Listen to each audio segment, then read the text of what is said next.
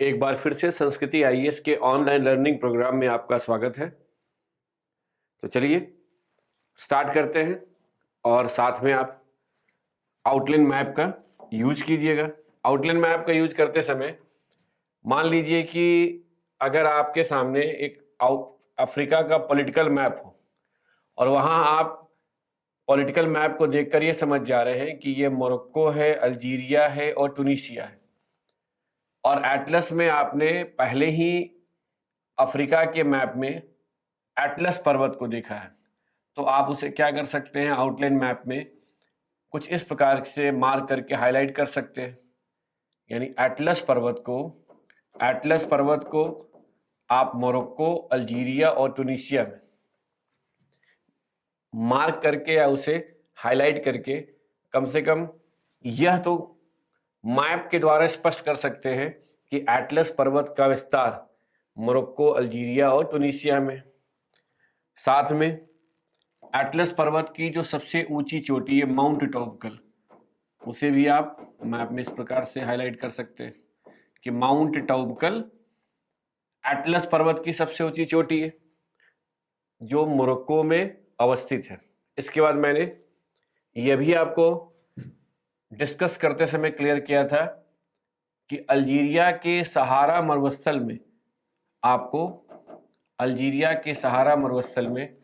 हॉगर पर्वत नजर आएगा। तो ऐसे आप हाईलाइट कर सकते हैं हॉगर पर्वत, और इस पर्वत की सबसे ऊंची चोटी है, इस पर्वत की सबसे ऊंची चोटी माउंट तहत, इसके बारे में आप जानते हैं माउंट तहत। अब ध्यान दीजिए, वेस्टर्न सहारा, मौरितानिया, माली, अगर हम इधर आएंगे तो वेस्टर्न सहारा, मौरितानिया, माली, नाइजर, चाड। तो जैसे चाड पहुंचेंगे अल्जीरिया के बाद चाड में, तो चाड में जो पर्वत है वह है तिबस्ती मैसिफ। तो चाड में कुछ इस प्रकार से आप हाईलाइट कर सकते हैं तिबस्ती। ये भी ध्यान रखना है कि आपको अपने आउटलाइन मैप में इन इंपॉर्टेंट यानी पर्वतों को या पठारों को हाईलाइट करके नंबरिंग करना है और नाम को अलग से इंडेक्सिंग कर लेना है। इससे बेनिफिट क्या होगा कि जब आप आउटलाइन मैप देख रहे हैं तो उसे देखने के साथ आप कम से कम समझने का प्रयास करेंगे, और इसके लिए आपको कहीं ना कहीं लैंग्वेज बनाना होगा कि आप एटलस में क्या पढ़ रहे हैं। जैसे कि अभी तक की बातों को ही हम अगर सोच समझकर एक्सप्लेन करना चाहें तो कुछ ऐसा कह सकते हैं ना कि एटलस पर्वत का विस्तार मोरक्को, अल्जीरिया और ट्यूनीशिया में है। इस पर्वत की सबसे ऊंची चोटी माउंट टॉबकल मोरक्को में अवस्थित है। यह अफ्रीका का एक नवीन मोड़दार पर्वत है जो भूमध्य सागर और अटलांटिक महासागर के तट को सहारा मरुस्थल से अलग करता है। सहारा मरुस्थल में, या कह सकते हैं अल्जीरिया के सहारा मरुस्थल में हॉगर पर्वत है जिसकी सबसे ऊंची चोटी माउंट तहत है। चाड में तिबस्ती मैसिफ है, तिबस्ती पर्वत भी कह सकते हैं। मैसिफ एक स्पेनिश वर्ड है जिसका अर्थ होता है पठार, MASSIF, ऐसा टर्म भी आपको मिल सकते हैं। अब ध्यान दीजिए, जैसे आप इधर आएंगे सियरा लियोन लाइबेरिया के तरफ, इस रीजन में गिनी बसाओ, तो यहां पर आपको 3 पर्वत श्रृंखलाएं नजर आएंगी जिसमें एक है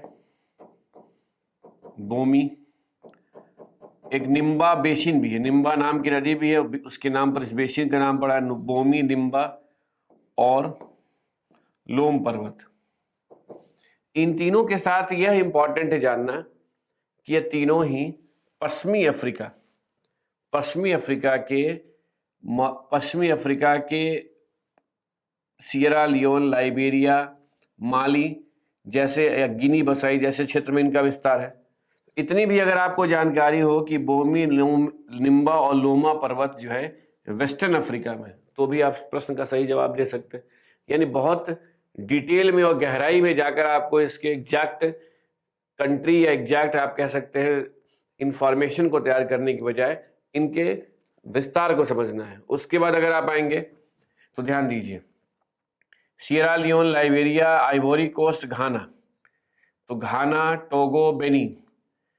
घाना, टोगो, बेनिन के बाद है नाइजीरिया, और नाइजीरिया के साथ अगर हम आगे बढ़ें तो नाइजीरिया के बाद ही है इधर कैमरून। तो अगर हम नाइजीरिया के रीजन में आए तो यहाँ पर इस क्षेत्र में आपको एक पर्वत नजर आएगा, वह पर्वत श्रृंखला, वह जो है प्लेटू, जॉस प्लेटू, जॉस पठार। तो जॉस पठार जो है नाइजीरिया का एक पठार है, और यह पठारी क्षेत्र टिन भंडार के लिए, टिन रिजर्व के लिए इंपॉर्टेंट है। यानी कह सकते हैं कि जिस प्रकार दक्षिण अफ्रीका में बोलीविया का पठार, दक्षिण अमेरिका में बोलीविया का पठार टिन भंडार के लिए महत्वपूर्ण है, उसी प्रकार नाइजीरिया का जॉस पठार भी टिन रिजर्व के लिए इंपॉर्टेंट है। उसके बाद ऑलरेडी आप पहले से ही कैमरून देश में माउंट कैमरून को देख चुके हैं, जो अफ्रीका का एक सक्रिय ज्वालामुखी पर्वत है। इस माउंट कैमरून के साथ यहीं पर आपको इस क्षेत्र में अडमावा हाईलैंड भी मिलेगा, अडमावा पर्वत भी मिलेगा, जो कैमरून का एक पर्वतीय क्षेत्र है, जिसके अधिकांश क्षेत्र का कटाव होने के कारण लोग इसे पठार भी कहते हैं।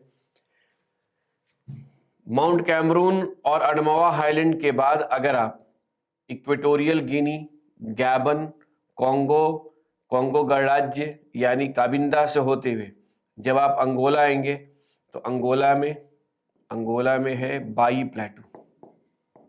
इस प्रकार से मार्क कर लेना बाई प्लेटू को। बाई प्लेटू के बाद अगर आप जैसे पहुंचेंगे कॉन्गो गणराज्य, और कॉन्गो गणराज्य के साथ जाम्बिया की तरफ, तो कॉन्गो गणराज्य और जाम्बिया के क्षेत्र में यहाँ पर कटंगा का पठार है, कटंगा प्लेटू। और यह पठार अफ्रीका में तांबा के भंडार की दृष्टि से सर्वाधिक महत्वपूर्ण क्षेत्र है। अब ध्यान दीजिए, यहां पर यदि आप एटलस पॉलिटिकल मैप में देखेंगे तो यह भाग कॉन्गो गणराज्य का, यह भाग जो जाम्बिया के अंदर में, यहीं पर आपको एक प्लेस नजर आएगा जिसका नाम है लुम्बुम्बाशी। जिस प्रकार आपने अटकामा मरुस्थल में तांबा के खनन के सबसे बड़े केंद्र को देखा जो इक्विक में है, जिसे आपने चिक्वी कमाटा के रूप में पहचाना था, यानी चिक्वी कमाटा विश्व स्तर पर तांबा के खनन का एक महत्वपूर्ण केंद्र है। ठीक उसी प्रकार लुम्बुम्बाशी अफ्रीका में तांबा के खनन का एक महत्वपूर्ण केंद्र है। एटलस देखते ही स्पष्ट हो जाएगा कि यह कॉन्गो गणराज्य में है, जो जाम्बिया की सीमा के समीप है। उसके बाद देखिए, यहीं पर आपने पहले भी देखा था मितुम्बा पर्वत, जिस मितुम्बा पर्वत से कॉन्गो नदी निकलती है। इसके बाद ध्यान दीजिए, दक्षिण अफ्रीका में हिंद महासागर के तट पर ड्रेकेंसबर्ग, DRAKENSBERG, ड्रेकेंसबर्ग पठार है, ड्रेकेंसबर्ग का पठार। इसे ड्रेकेंसबर्ग स्कारपलैंड भी कहते हैं। ध्यान रखिएगा, ये वर्ड जो है स्कारपलैंड को कगार भूमि भी कहते हैं। स्कारपलैंड को कगार भूमि अब किसे कहते हैं, अगर उसे समझना हो तो ध्यान दीजिए। जब कोई भी भ्रंश तल से निर्मित सतह का संबंध जल के स्रोत से होता है, तो इस प्रकार के सतह को या भूमि को कगार भूमि या स्कारपलैंड भी कहते हैं। तो अब यहाँ क्या इंपॉर्टेंट है कि जब भ्रंशन की क्रिया के द्वारा स्थलखंड के किसी भाग का ऊपर या नीचे की ओर विस्थापन होता है, या स्थलखंड का कोई भाग टूटकर ऊपर या नीचे की ओर विस्थापित होता है, तो जिस तल से उस स्थलखंड का विस्थापन होता है उसे भ्रंशतल कहते हैं। ऐसा हमने भू आकृति विज्ञान के टॉपिक को डिस्कस करते समय क्लियर किया था। यहाँ आप उसको एग्जाम्पल के रूप में देख सकते हैं, लेकिन सभी भ्रंशतल को कगार भूमि नहीं कहते। सामान्यतः कगार भूमि का शब्द का प्रयोग वहां करते हैं जहां भ्रंशतल का निर्माण किसी जल के स्रोत के साथ होता है। तो यह जो है ड्रेकेंसबर्ग का वह भाग जो हिंद महासागर की ओर है वो कगार भूमि के समान नजर आता है, इसलिए इसे ड्रेकेंसबर्ग पर्वत के उस क्षेत्र या ढाल को स्कारपलैंड या कगार भूमि भी कहते हैं। जब आप दक्षिण अफ्रीका से नॉर्थ की ओर मूव करेंगे और मोजाम्बिक पहुंचेंगे तो मोजाम्बिक एक मैदानी देश है क्योंकि यहाँ तटीय मैदान है। मोजाम्बिक से होते हुए जब आप तंजानिया पहुंचेंगे तो तंजानिया में आपको विषुवत रेखा के समीप ही माउंट किलिमंजारो नजर आएगा। माउंट किलिमंजारो,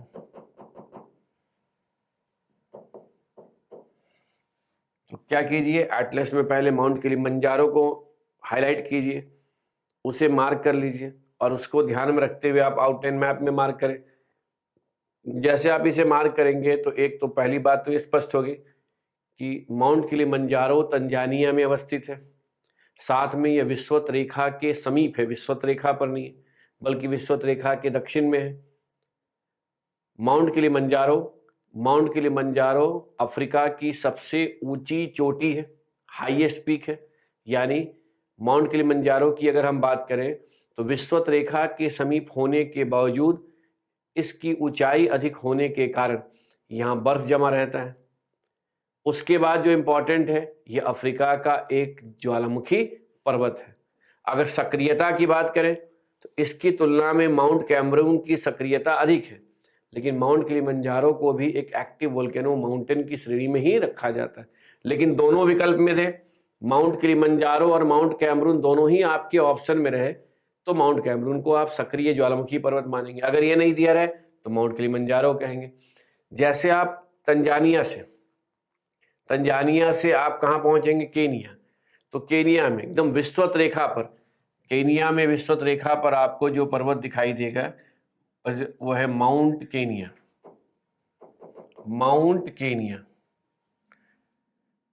तो क्या ध्यान रखना है, माउंट केनिया विषुवत रेखा पर है, इक्वेटर पर है, और साथ साथ में यह अफ्रीका का दूसरा सबसे ऊंचा ज्वालामुखी पर्वत है, second highest volcanic mountain.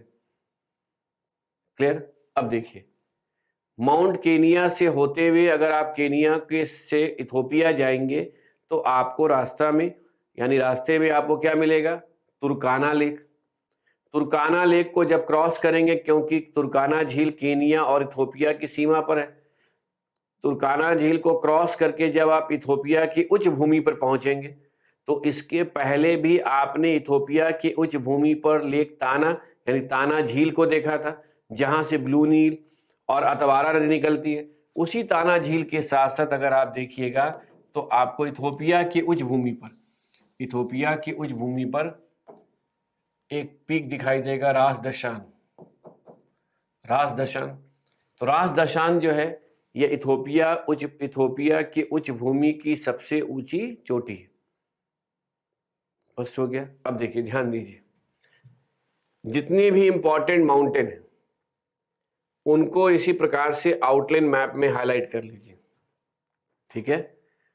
Highlight करने के बाद आप उसके नाम को, चूंकि एटलस में लिखा हुआ है तो एक लिस्ट बना लीजिए, और लिस्ट बनाने के साथ साथ जो है उसके जो भी इंपॉर्टेंट इंफॉर्मेशन है जिसे मैप में हम देखकर नहीं समझ सकते, वो चाहे तो आप अपने कॉपी में नोट कर सकते हैं। मैप को देखने में कई सारे पर्वतों के नाम मिलेंगे, हो सकता है पठारों के नाम मिलेंगे, तो आपको अनावश्यक रूप से पर्वतों के नाम और पठारों के लिस्ट को नहीं तैयार करना है, बल्कि जो इंपॉर्टेंट है उन्हें जानना है। इसको मार्क करने के बाद जो सबसे इंपॉर्टेंट पार्ट है जिसे ध्यान में रखकर मैं आपको मैप रीडिंग यानी मैप को तैयार करने का तरीका समझा रहा हूं कि आपके दिमाग में एक मैप बन जाए, उस पर फोकस करना है। यानी अगर आप अफ्रीका में इंपॉर्टेंट माउंटेन्स प्लेटू को इस प्रकार से मार्क कर लिए, तो देखिए मेरे अकॉर्डिंग जैसे मैं विजुलाइज कर रहा हूँ, इमेजिन कर रहा हूँ, ठीक उसी प्रकार आप भी विजुलाइज करने की कोशिश कीजिएगा कि सबसे पहले मोरक्को, अल्जीरिया और टूनिशिया में अटलस पर्वत, मोरक्को में अटलस पर्वत की सबसे ऊंची चोटी माउंट ऑबकल है। फिर अल्जीरिया के सहारा मरुस्थल में हॉगर पर्वत है जिसकी सबसे ऊंची चोटी माउंट तहत है। फिर चाड में तिबस्ती मैसिफ है। फिर वहाँ सियरा लियोन, लाइबेरिया, मॉरिटानिया, माली के क्षेत्र में बोमी लोमा पर्वत है। निम्बा बेसिन वहाँ पर है। लोमा निम्बा बेसिन के साथ साथ वहीं पर अगर आप आगे बढ़ेंगे तो नाइजीरिया में जॉस प्लेटू है जो टिन भंडार के लिए इंपॉर्टेंट है। बोमी लोमा पर्वत लोहा एस्क के भंडार के लिए महत्वपूर्ण है।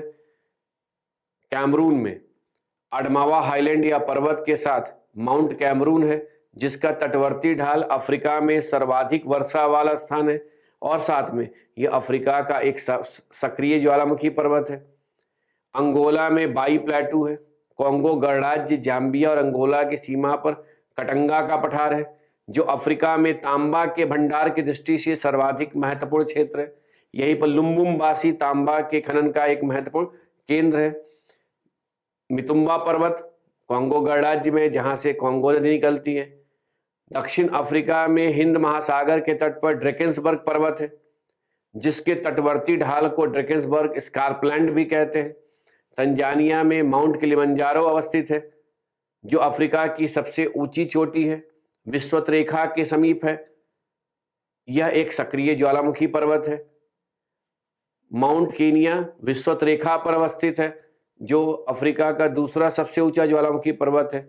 इथोपिया की उच्च भूमि पर रास दशान यानी इथोपिया उच्च भूमि की सबसे ऊंची चोटी। ऐसा आप सोच लीजिए।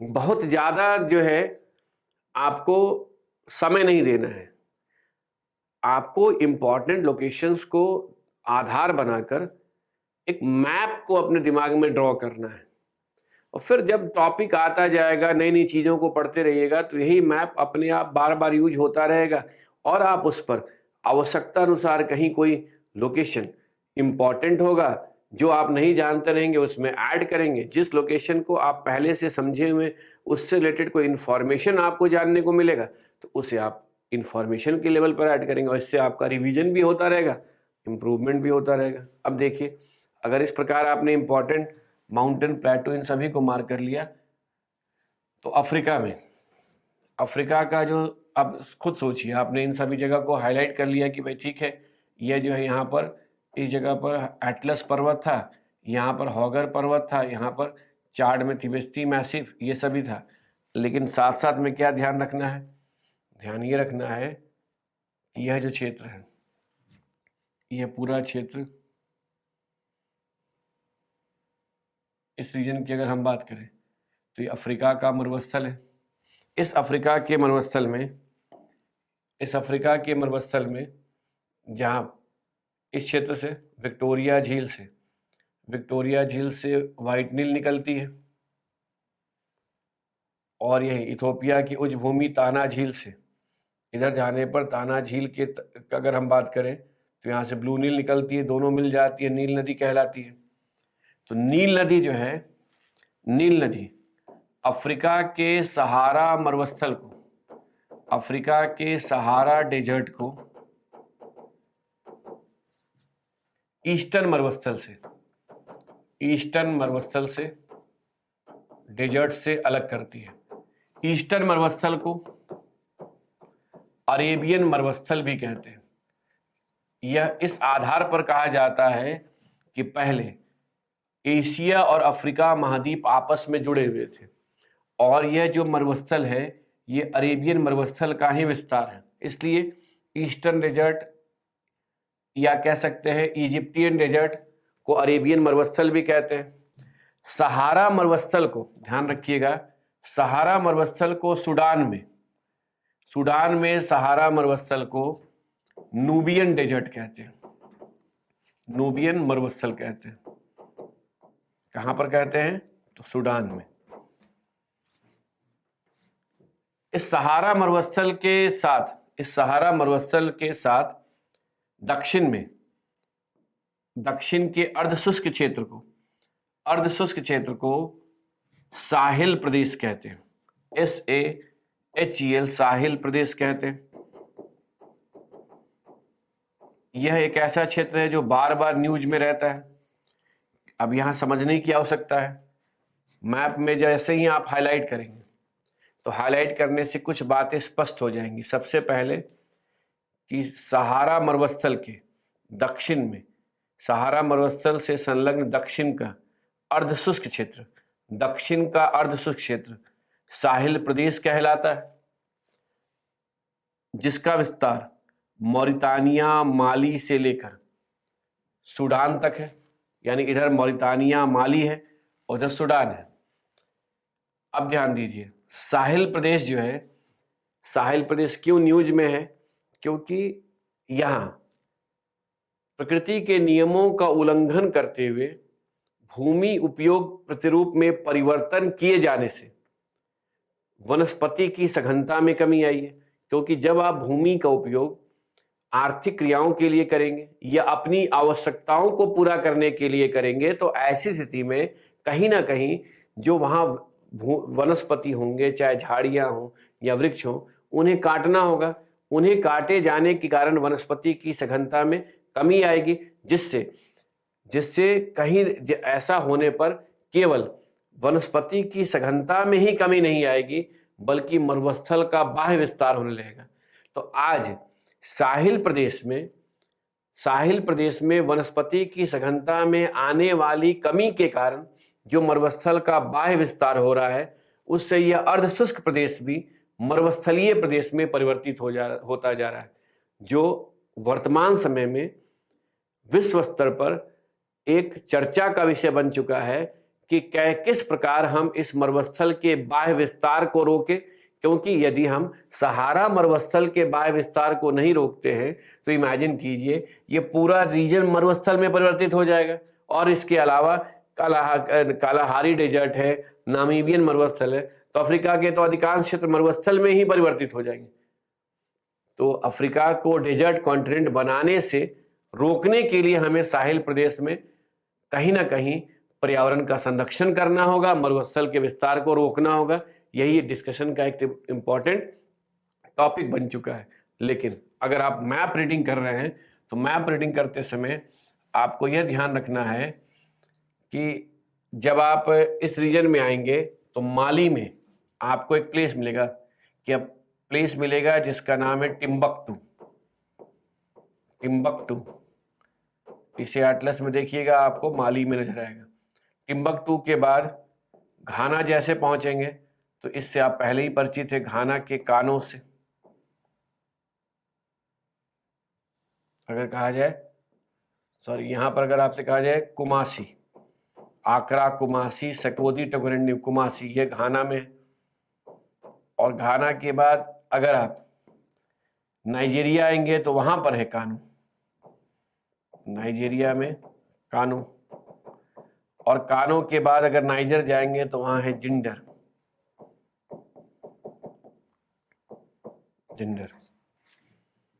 तो देखिए एटलस में है या नहीं है। माली में टिम्बकटू, घाना में कुमासी, नाइजीरिया में कानो और नाइजर में जिंडर।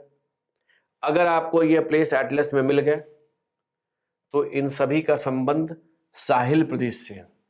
इसके आधार पर भी आप साहिल प्रदेश की पहचान कर सकते हैं। अब आप कहेंगे कि भाई टिम्बकटू, कुमासी, कानो, जिंडर जो है, इनके बारे में हम क्यों जाने, इन्हें हम एटलस में क्यों मार्क करें? तो ये जितने भी प्लेस हैं, ये सभी ही ब्रेक ऑफ बल्क पॉइंट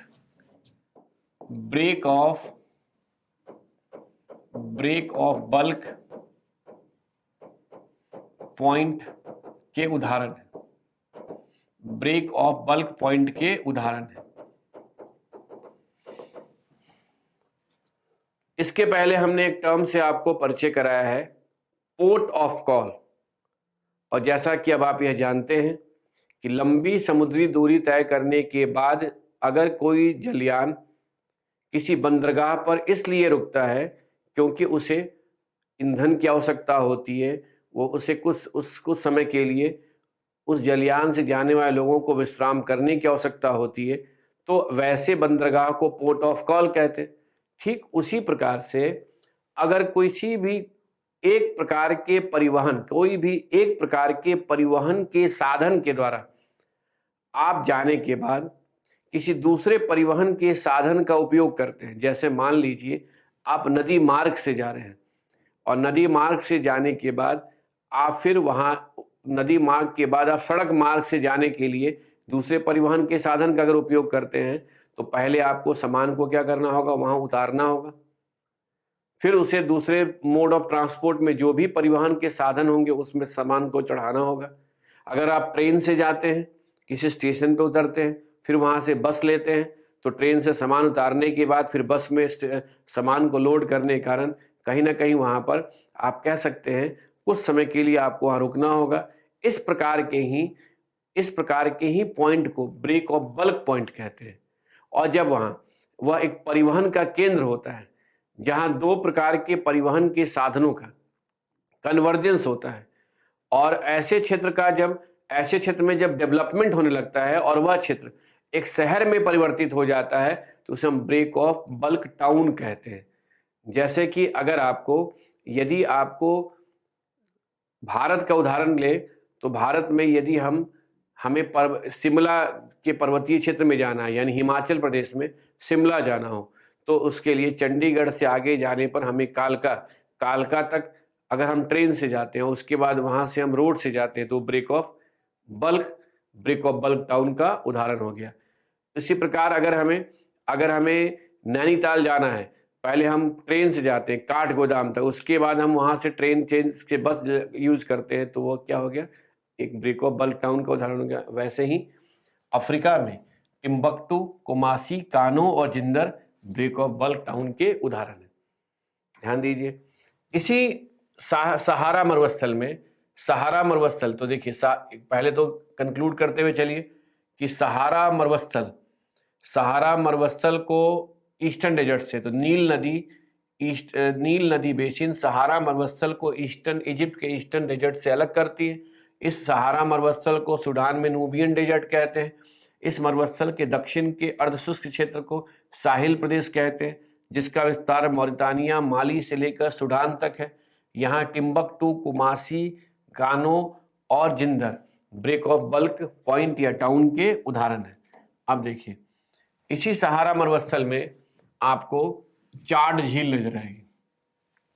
ध्यान से देखिएगा तो लेक चाड सहारा मरुस्थल की सबसे बड़ी झील है। सहारा मरुस्थल की सबसे बड़ी झील है। एटलस को नोटिस कीजिएगा तो यह झील आपको चाड में तो नजर आएगी, चाड के साथ साथ नाइजीरिया में भी है, नाइजीरिया के साथ साथ नाइजर में भी है, नाइजर के साथ देखिए कैमरून में भी है। यानी चाड झील का विस्तार चाड, नाइजीरिया, नाइजर और कैमरून में है। और अगर नोटिस कीजिएगा तो इस चाड झील में आकर एक नदी गिरती है, सारी नदी। सारी नदी का यहां निकास होता है। जब किसी भी नदी का निकास समुद्र में नहीं होता है, बल्कि उसकी जगह किसी मरुस्थल में ही वह नदी समाप्त हो जाती है या किसी झील में जाकर समाप्त हो जाती है, तो इस प्रकार के अपवाह को अंतःस्थलीय अपवाह कहते हैं। इसलिए अंतःस्थलीय अपवाह कहते हैं। इसलिए चाड नदी में जो सारी नदी गिरती है वह अंतःस्थलीय अपवाह का उदाहरण है। अंतःस्थलीय अपवाह का उदाहरण है। क्लियर हो गया। अगर सारी नदी को मार्क कीजिएगा और चाड झील को, तो देखिए जैसा भी हमने कहा कि अगर ये चाड झील है, यदि यह चाड झील का विस्तार यहाँ दिखाया गया है, तो एक कौन सा चाड तो है ही, साथ में नाइजर है, नाइजर के साथ इधर देखिए नाइजीरिया है, और इधर देखिए कैमरून, कैमरून का देश जो है वहां पर भी है। तो कैमरून,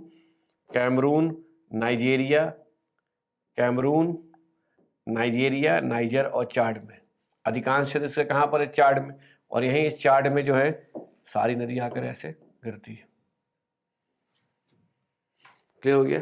तो सारी बातें तो एटलस देखकर ही समझ में आ जा रहा है, बस अंतर क्या है कि चार्ट जो है सहारा मरुस्थल की सबसे बड़ी झील है, सबसे बड़ी झील है। अब ध्यान दीजिए, अभी जिसको हमने आपको मार्क किया था उसे ही देखिए, आप यहाँ पर और क्लियर कर सकते हैं कि ये सहारा मरुस्थल को अगर आप पॉलिटिकल मैप में मार्क करते हैं तब आपको कंट्री की समझ हो गई है। तो आप कह सकते हैं ना कि पश्चिमी सहारा के साथ इधर आइएगा तो मोरक्को, अल्जीरिया, टूनीशिया, लीबिया, इजिप्ट। इधर आइएगा तो वेस्टर्न सहारा, मॉरिटानिया, माली, नाइजर, चाड, सूडान। लेकिन जैसे सूडान में आइएगा, सूडान में आते क्या कहेंगे, यहाँ इसे नूबियन डेजर्ट कहते हैं। और साथ में जैसे अब नाइल नदी को हाईलाइट करेंगे, इस नाइल नदी को हाईलाइट करेंगे तो हाईलाइट करते ही आप कहेंगे कि इस नदी के साथ ये जो नदी है इसके इधर ये कौन सा डेजर्ट है, ईस्टर्न डेजर्ट। और उसके बाद इसके दक्षिण में, इसके दक्षिण का जो क्षेत्र है ये मॉरिटानिया, माली, नाइजर, चाड से लेकर सूडान तक का ये कौन सा प्रदेश हो गया, साहिल प्रदेश। और यहाँ देखिए यहाँ चाड झील भी, ऐसे एटलस में मार्क कर लेना। एडवांटेज क्या है, अब कम से कम आपको, मैं समझता हूँ, मुझे पूरा विश्वास है कि थोड़ा सा आप अगर पेशेंस के साथ मैप को पढ़ते रहेंगे, थोड़ा 10-10 मिनट का ही समय देते हैं लेकिन डेली देते रहेंगे, तो धीरे धीरे क्या हो जाएगा, आपके दिमाग में मैप बन जाएगा। तो आपको याद नहीं करना पड़ेगा, आप आसानी से पहचान लेंगे। आप देखते ही कहेंगे कि अच्छा यहाँ तो ये तो नाइजीरिया है, यहाँ नाइजर के बाद यहाँ बेनिन है, टोगो है, घाना है, आइवरी कोस्ट है। इधर आएंगे बोलेंगे ये तो सियरा लाइबेरिया है, सियरा लियोन है, गिनी बसा, ये पहचान सकते। देखिए ऐसे मैप कवर करना है। इसके बाद देखिए अभी जैसे अब ये रीजन था, ये भी आपको हमने बताया ये कौन सा रीजन है, साहिल प्रदेश। अब इसको आसानी से आप देखकर पहचान लिए कि इसका विस्तार यहाँ तक साहिल रीजन का है। अब साहिल रीजन के बाद जैसे आप इधर आएंगे नामीबिया और दक्षिण अफ्रीका में, तो नामीबिया और दक्षिण अफ्रीका में के उष्णकटिबंधीय तटीय मरुस्थल को नामीब डेजर्ट कहते हैं। नामीब डेजर्ट, इस पर पहले से ही चर्चा हो चुका है। नामी मरुस्थल के बाद अगर आप बोत्सवाना पहुंचेंगे तो बोत्सवाना के मरुस्थल को कालाहारी डेजर्ट कहते हैं, कालाहारी डेजर्ट। अब यहां समझने की क्या हो सकता है कि बोत्सवाना के कालाहारी मरुस्थल, बोत्सवाना का कालाहारी मरुस्थल तट से दूर अवस्थित, क्योंकि तट से दूर है, तट से दूर अवस्थित एक अंतरा पर्वतीय महाद्वीपीय मरुस्थल का उदाहरण है, महाद्वीपीय मरुस्थल का उदाहरण है। अब आपके पास अगर जलवायु विज्ञान की समझ होगी तो आप कहेंगे कि अगर ये तट से दूर है तो इसका अर्थ ये हुआ कि यहाँ पर स्थलीय प्रभाव अधिक होगा, और साथ में अगर ये पर्वतों और पठारों से घिरा हुआ है तो यहाँ पर जो हवाएं आएंगी वो यहाँ आने पर नीचे की ओर उतरेंगी। इसलिए यह न केवल तट से दूर है बल्कि वृष्टि छाया क्षेत्र में अवस्थित एक मरुस्थलीय प्रदेश है। तो इसके मरुस्थल होने का कारण यहाँ पर औसत से कम मात्रा में वर्षा होने के दो कारण हो गए। एक, तट से दूर भौगोलिक अवस्थिति यानी स्थलीय प्रभाव, और दूसरा वृष्टि छाया क्षेत्र में अवस्थित होना। और इसके आधार पर आप कह सकते हैं कि नामीब और कालाहारी मरुस्थल का दैनिक और वार्षिक तापांतर नामीबियन मरुस्थल से अधिक होगा, क्योंकि आप यह भी जानते हैं कि तट से जैसे जैसे हम दूर जाएंगे स्थल का प्रभाव बढ़ता जाएगा, तो जलवाष्प की मात्रा कम होने पर जहां दैनिक तापांतर में वृद्धि होगी वहीं स्थलीय प्रभाव के कारण गर्मी के समय अधिक तापमान और ठंड के समय कम तापमान होने से वार्षिक तापांतर भी बढ़ जाएगा। अब देखिए ये तो हो गया, आपने अपने कॉन्सेप्ट को अप्लाई कर लिया।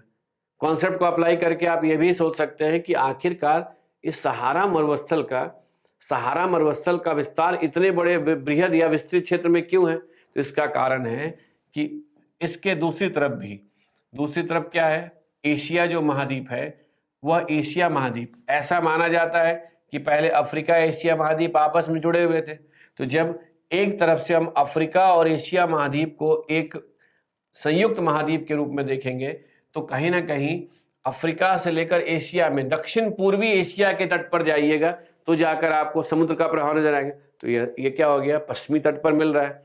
अगर अफ्रीका के पूर्व में एशिया महाद्वीप नहीं होता तो सहारा मरुस्थल का भौगोलिक विस्तार इतने क्षेत्र में नहीं होता, यानी सहारा मरुस्थल इतने विस्तृत क्षेत्र में नहीं होता। ठीक है, लेकिन हमेशा यह ध्यान रखना है कि मरुस्थल उसे कहते हैं जहां पर वर्षा 25 सेंटीमीटर से कम होती है, यानी जहां औसत वार्षिक वर्षा की मात्रा 25 सेंटीमीटर से कम होती है। मरुस्थल केवल उसे ही नहीं कहते हैं जहां रेत का मैदान होता है, क्योंकि मरुस्थलीय प्रदेश, मरुस्थलीय क्षेत्र जो है चट्टानी भी हो सकता है, पथरीला भी हो सकता है और रेतीला भी हो सकता है। तो सहारा मरुस्थल में आपको पथरीला, चट्टानी और रेतीला क्षेत्र तीनों ही प्रकार के आपको लैंडस्केप देखने को मिल सकते हैं। अब देखिए यहां से अगर आप जब कालाहारी डेजर्ट में आएंगे तो कालाहारी मरुस्थल में आपको इस बोत्सवाना के कालाहारी मरुस्थल में एक नदी आकर समाप्त होती है जिसका नाम है ओकावेंगो। ओकावेंगो, अगर आप एटलस को साथ में रखकर इस ओकावेंगो नदी को ऑब्जर्व करते हुए आगे बढ़ रहे हैं, देखते हुए आगे बढ़ रहे हैं, तो यह पाएंगे कि जहां पर ये बोत्सवाना में ओकावेंगो नदी है वहां लिखा हुआ मिलेगा ओकावेंगो स्वैम्स। और ध्यान से देखेंगे तो ये ओकावेंगो नदी इधर से अगर आ रही है तो यहाँ पर आकर ये ऐसे डेल्टा वगैरह बनाती है, मतलब यह एक प्रकार से जो स्वैम्स है वहां पर आपको डेल्टा जो बना हुआ है उसे अंतःस्थलीय डेल्टा कह सकते हैं। तो जैसा कि इसके पहले भी हमने स्पष्ट किया था कि अगर कोई नदी मरुस्थल में ही समाप्त हो जाए तो उसे अंतःस्थलीय अपवाह के रूप में देखते हैं, तो ओकावेंगो नदी अंतःस्थलीय अपवाह का उदाहरण है। इस नदी के द्वारा निर्मित अंतःस्थलीय डेल्टा को ही कालाहारी मरुस्थल में ओकावेंगो स्वैम्स कहते हैं। आप कहेंगे स्वैम्स किसे कहते हैं, तो स्वैम्स जो है दलदल भूमि को कहते हैं, यानी दलदल भूमि के लिए स्वैम्स वर्ड का यूज किया जाता है। अगर यह नदी कालाहारी मरुस्थल में आकर समाप्त नहीं होती तो इस मरुस्थल में रहने वाले लोगों के लिए जल संकट एक बहुत बड़ी समस्या हो जाती। लेकिन इस नदी के कालाहारी मरुस्थल में आकर समाप्त होने के कारण यह ओकावेंगो स्वयं जो है कालाहारी मरुस्थल में रहने वाले लोगों के लिए जल का एक महत्वपूर्ण स्रोत है। इसलिए इस दलदल भूमि को ज्वेल ऑफ कालाहारी डेजर्ट भी कहते हैं, कालाहारी मरुस्थल का आभूषण भी कहते हैं। तो अगर कोई प्रश्न करता है कि कालाहारी मरुस्थल का आभूषण किसे कहते हैं, तो कहेंगे ओकावेंगो नदी के द्वारा निर्मित अंतःस्थलीय डेल्टाई क्षेत्र को कहते हैं या ओकावेंगो स्वैम्स को कहते हैं। क्यों कहते हैं? क्योंकि यह स्वैम्स कालाहारी मरुस्थल के लिए जल का एक महत्वपूर्ण स्रोत है।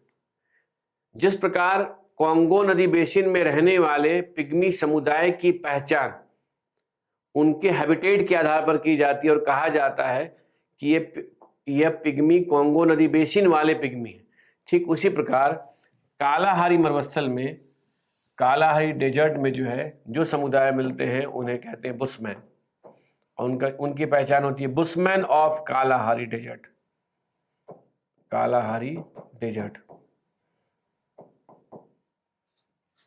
ठीक है, यानी कालाहारी मरुस्थल में रहने वाले जनजातीय समूह को बुशमैन कहते हैं, जो इस क्षेत्र के अपने आप में एक मुख्य समुदाय या समूह है। इनकी अपनी विशेषताएं भी होती हैं जिनको यहाँ अभी जानने और उस पर विचार करने की आवश्यकता नहीं है। इस पर हम लोग डिस्कशन करेंगे कि एक आखिरकार वर्ल्ड में डिफरेंट रीजन में जो आदिम समुदाय या जाति रहते हैं, जनजाति रहते हैं, वो आज भी प्रकृति के नियमों का पालन करते हुए किस प्रकार अपना जीवन निर्वाहन करते हैं, इस टॉपिक को एक अलग सेपरेट क्लास में डिस्कस किया जाएगा।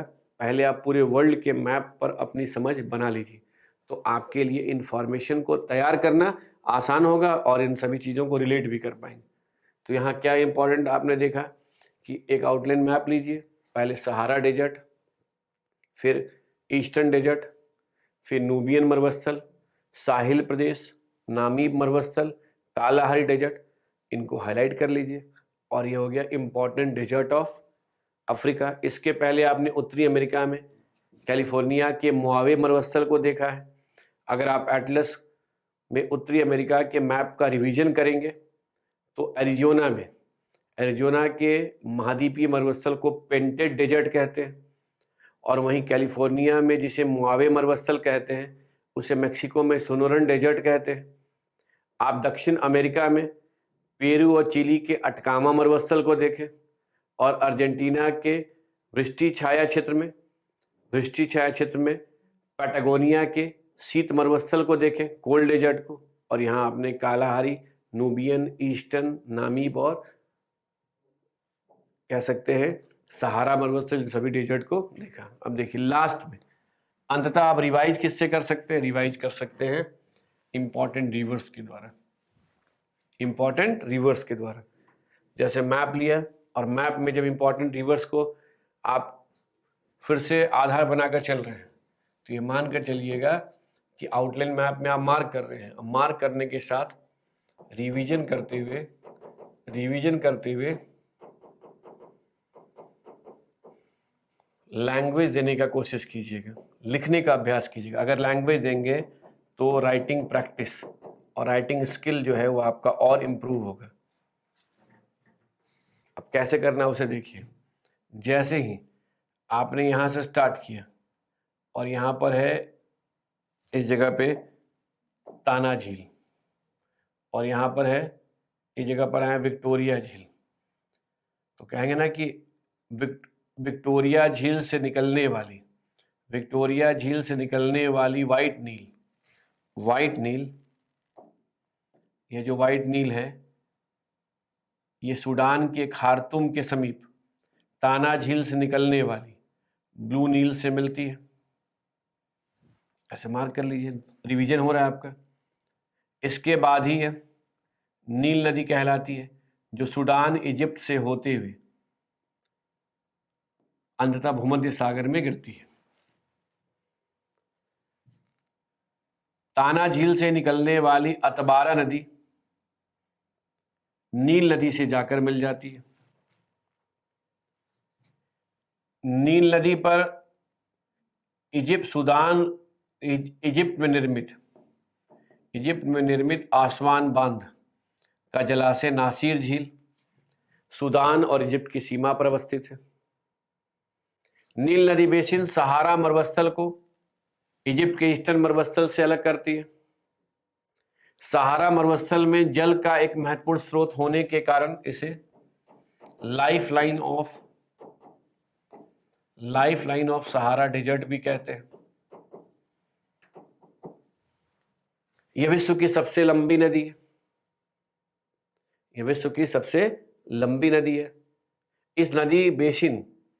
इस नदी बेसिन के समीप भूमि का उपयोग चावल और कपास की खेती के लिए किया जाता है। इसलिए ही नील नदी के द्वारा निर्मित डेल्टाई मैदान में अवस्थित कैरो चावल और वस्त्र के व्यापार का एक महत्वपूर्ण केंद्र है, जबकि अलेक्जेंड्रिया से इनका निर्यात होता है। अब जितने इंफॉर्मेशन है उनको यहाँ कलेक्ट कीजिए, और कलेक्ट करके उसे एक बार रिवाइज करते हुए, यानी मतलब एक बार पहले सोचिए अलग अलग जैसे जो इंफॉर्मेशन तैयार की और उसको अरेंज कीजिए। जब आप नदी के अपवाह के बारे में लिख रहे हैं, सबसे पहले नदी के अपवाह को लिखिए, उसे मैप में देख कर लिख सकते हैं। यानी वो नदी कहाँ से निकलती है, कौन कौन से क्षेत्र से होकर जाती है, और फाइनली कहाँ जाकर समाप्त होती है, उसकी कौन इंपॉर्टेंट ट्रिब्यूटरी है। क्लियर? अब देखिए उसी प्रकार अगर आप आएंगे तो ये तो आप पहले से जानते थे। अब अगर आप आते हैं इथोपिया की उच्च भूमि पर, तो इथोपिया की उच्च भूमि से दो नदियां निकलती हैं, एक का नाम है जूबा और दूसरे का नाम है सेबली। जूबा और सेबली की बात करें तो अगर ये जूबा नदी है तो इस जूबा नदी से आकर इधर से आकर एक अगर नदी मिल रही है सेबली नदी, जूबा और सेबली नदी की बात करें तो दोनों ही कहां से निकलती है? इथोपिया की, इथोपिया हाईलैंड से, उच्च भूमि से।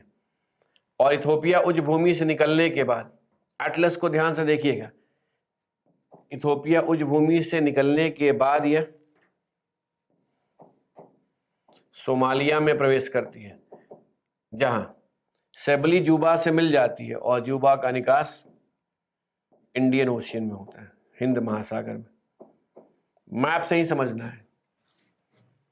इसका बेनिफिट क्या हुआ कि आप दो और नदियों के बारे में जान गए। चाहता तो मैं पहले ही आपको इनके बारे में जानकारी देता, लेकिन यहां इस दो नदियों को जानने के साथ आपको एक बात और स्पष्ट हो जानी चाहिए कि जब एक बार हम इंपॉर्टेंट लोकेशन को तैयार कर लेते हैं, उससे रिलेटेड इंपॉर्टेंट इंफॉर्मेशन को भी समझ जाते हैं, तो भाई सेकेंड टाइम में जब हम किसी टॉपिक को तैयार करें तो कुछ ना कुछ तो नई बातें मिलेगी, तभी तो टॉपिक पढ़ने का एक इंटरेस्ट बना रहेगा। तो देखिए, जूबा सेबली के बाद, जूबा सेबली के बाद जैसे आप आगे बढ़ेंगे तो आगे बढ़ने पर आप ऑलरेडी जाम्बेजी नदी से परिचित हैं। जो जाम्बेजी नदी कटंगा के पठार से निकलती है और कटंगा के पठार से निकलने के बाद जिम्बाब्वे जाम्बिया की सीमा से होते हुए मोजाम्बिक में प्रवेश करती है, जहां इसका निकास मोजाम्बिक चैनल में होता है। तो कहां से निकलती है? कटंगा के पठार से निकलती है, जिम्बाब्वे जाम्बिया के मध्य सीमा बनाती है, मोजाम्बिक से होते हुए मोजाम्बिक चैनल में गिरती है। इस नदी पर निर्मित करीबा बांध का जलाशय करीबा झील है, जो जिम्बाब्वे और जाम्बिया की सीमा पर अवस्थित है। इस करीबा झील के समीप विक्टोरिया जलप्रपात भी है। सभी कुछ जानते हैं, अरेंज करके लिख लीजिए। अब ध्यान दीजिए, जब आप इधर आइएगा तो लिम्पोपो नदी जो है यह मकर रेखा को दो बार काटती है। सबसे इंपॉर्टेंट पॉइंट क्या है? यह मकर रेखा को दो बार काटती है। दक्षिण अफ्रीका से निकलती है, दक्षिण अफ्रीका से निकलती है, लेकिन दक्षिण अफ्रीका जिम्बाब्वे, एटलस में आपको चेक करना है कि साउथ अफ्रीका, जिम्बाब्वे और बोत्सवाना की सीमा से होते हुए मोजाम्बिक में प्रवेश करती है। और यह नदी मोजाम्बिक की राजधानी मापुतो से होते हुए देलागोआ की खाड़ी में गिरती है, तो क्या किया? पहले एटलस में जो सबसे इंपॉर्टेंट पॉइंट है उसको नोटिस किया कि लिम्पोपो नदी मकर रेखा को दो बार काटती है। उसके बाद दूसरा इंपॉर्टेंट पॉइंट क्या है? दक्षिण अफ्रीका से निकलती तो है, लेकिन उससे कहीं ज्यादा इंपॉर्टेंट है कि दक्षिण अफ्रीका, जिम्बाब्वे और बोत्सवाना की सीमा से होते हुए मोजाम्बिक में जाती है, और वहां इसका निकास जो है देलागोआ की खाड़ी में होता है। उससे कहीं ज्यादा इंपॉर्टेंट इस नदी के मुहाने के समीप मोजाम्बिक की राजधानी मापुतो अवस्थित है। देखिए, ऐसे मार्क कर लिए। उसके बाद आए तो इस नदी से आप पहले से ही परिचित है, ओरेंज नदी की सहायक नदी वॉल नदी। तो ओरेंज नदी दक्षिण अफ्रीका और नामीबिया की सीमा से होते हुए दक्षिणी अटलांटिक महासागर में गिरती है। वॉल इसकी एक महत्वपूर्ण सहायक नदी है। ओरेंज नदी पर दक्षिण अफ्रीका में ऑग्रेविज जलप्रपात है। आप रिवाइज करके लिख लीजिए ऐसे, ठीक है। अब ध्यान दीजिए, इसके बाद जब आप यहां आएंगे तो नामीबिया यानी क्वीनी नदी की अगर हम बात करें तो क्वीनी नदी, यहां पर क्वीनी नदी जो है ये नामीबिया और अंगोला के मध्य राजनीतिक सीमा बनाती है, इसलिए ये नदी इंपॉर्टेंट है। और अन्य चीजों पर ध्यान नहीं देना है। और यह गिरती कहां पर है? दक्षिणी अटलांटिक महासागर में। फिर देखिए, कॉन्गो नदी इसलिए इंपॉर्टेंट है क्योंकि अफ्रीका की दूसरी सबसे लंबी नदी है। इसलिए भी इंपॉर्टेंट है क्योंकि ये विस्तृत रेखा को 2 बार काटती है। इसलिए इंपॉर्टेंट है कि कांगो नदी कांगो नदी के क्षेत्र में सदाबहार वन मिलेंगे, विस्तृत रेखीय वन है, सघन वन का क्षेत्र सभी कुछ जानते हैं। इसकी सहायक नदी कसई है, जिसके बारे में मैंने डिस्कस किया, जो कांगो गणराज्य में डायमंड हीरा के भंडार की दृष्टि से महत्वपूर्ण है। उसके बाद देखिए, आपने जिस नदी को मार्क किया था वो था नाइजर नदी। नाइजर की एक सहायक नदी है बेन्यू, नाइजर फिर बेन्यू। फिर से मुझे रिपीट करने की आवश्यकता ना पड़े कि नाइजर 2 डेल्टा बनाती है, अंतःस्थलीय और तटीय डेल्टा। जो कुछ भी आप जानते हो उसको अब अरेंज करके लिखिए। नाइजर के बाद, नाइजर नदी के बाद जो है घाना में वोल्टा नदी, नाइजर फिर वोल्टा। वोल्टा नदी की अगर हम बात कर रहे हैं, वोल्टा नदी से जैसे हम आगे बढ़ रहे हैं तो यहाँ देखिए गैम्बिया नदी, गैम्बिया के बाद सेनेगल नदी, ऐसे मार्क कर लीजिए। अब कई नदियाँ हैं, छोटी बड़ी नदियाँ, सभी रिवर्स को यहाँ हाईलाइट करने की आवश्यकता नहीं है। तो कैसे रिवर को रिवाइज करेंगे? पहले नाइल नदी, फिर जूबा सेबली, फिर जाम्बेजी, फिर लिम्पोपो, फिर ओरेंज नदी, उसके बाद क्वीनी नदी, फिर कांगो नदी, फिर नाइजर नदी, फिर उसके बाद अगर आगे बढ़ेंगे तो वोल्टा नदी, फिर गैम्बिया, फिर सेनेगल। एक तो मेथड ये है। दूसरा, रिवीजन करते हुए आगे बढ़ना है। तो आपने वर्ल्ड टूर बिगिन किया है नॉर्थ अमेरिका से, तो मान लीजिए अगर रिवर्स को आप अब विजुलाइज कर रहे हैं, 1 से 2 मिनट का समय लगेगा। लेकिन अगर यह कार्य भी आप करते चलेंगे तब तो आपका मैप पर कमांड और भी बेहतर ढंग से होगा। ये इसके लिए थोड़ा आपको हैबिट डेवलप करना पड़ेगा कि आगे जो बढ़ना है उसके साथ साथ पहले तैयार किए गए टॉपिक को रिवाइज करते चलना है। अब कहीं कैसे, तो देखिए मुझे आप फॉलो कर पा रहे कि नहीं, यह अब आपके लिए इंपॉर्टेंट है कि उत्तरी अमेरिका से हम लोगों ने टूर बिगिन किया था। अब चलिए सिर्फ एक टॉपिक को लेते हैं, इंपॉर्टेंट रिवर्स को, तो कहेंगे Yukon, Mackenzie, Churchill, Nelson, Saint Lawrence नदी, हडसन नदी, पोटोमैक नदी, जहां आपने यूएसए की प्रशासनिक राजधानी वॉशिंगटन डीसी देखा था। पोटोमैक के बाद मिसिसिपी, उसकी सहायक मिसौरी नदी, फिर रियो ग्रांडे नदी यूएसए मेक्सिको की सीमा पर, कोलोराडो नदी जो कैलिफोर्निया की खाड़ी में गिरती है, सैन जैक्विन साक्रामेंटो नदी जो कैलिफोर्निया की नदियां हैं, कोलंबिया उसकी सहायक स्नेक नदी, फिर फ्रेजर नदी।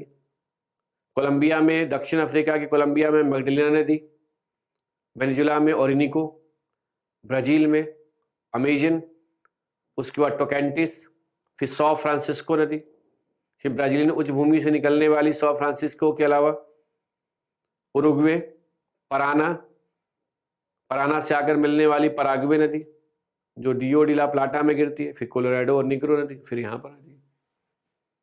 तो ये था अफ्रीका का शहर। तो अफ्रीका टॉपिक नहीं समाप्त हुआ, बल्कि अफ्रीका का मैप रीडिंग, फर्स्ट राउंड, पहली बार जो मैप रीडिंग करना चाहिए वो समाप्त हुआ। मेरे साथ अफ्रीका का जो वर्ल्ड टूर आपको करना था उसका वह कार्य पूरा हुआ। यहाँ से अफ्रीका स्टार्ट होगा, यानी यहाँ के बाद अफ्रीका के मैप को ध्यान में रखकर आपको अफ्रीका के भूगोल, अफ्रीका के इतिहास, अफ्रीका की इकोनॉमी, अफ्रीका के कल्चर, जो मर्जी में अफ्रीका में होने वाली समसामयिक की घटना किसी का भी अध्ययन कीजिए। यूरोप का अगर आप एटलस लेते हैं और एटलस में यूरोप के पॉलिटिकल मैप को देखते हैं, तो मैं मानकर चलूंगा कि अब आपके सामने एटलस तो है ही, और उस एटलस में आपने यूरोप के पॉलिटिकल मैप को ओपन कर लिया है। अब देखिए, अगर आप उस पॉलिटिकल मैप को ओपन कर रहे हैं तो आपको आइसलैंड से एटलस पर ध्यान देना है और पहले कहाँ पहुंच जाना है, इस आइसलैंड पे।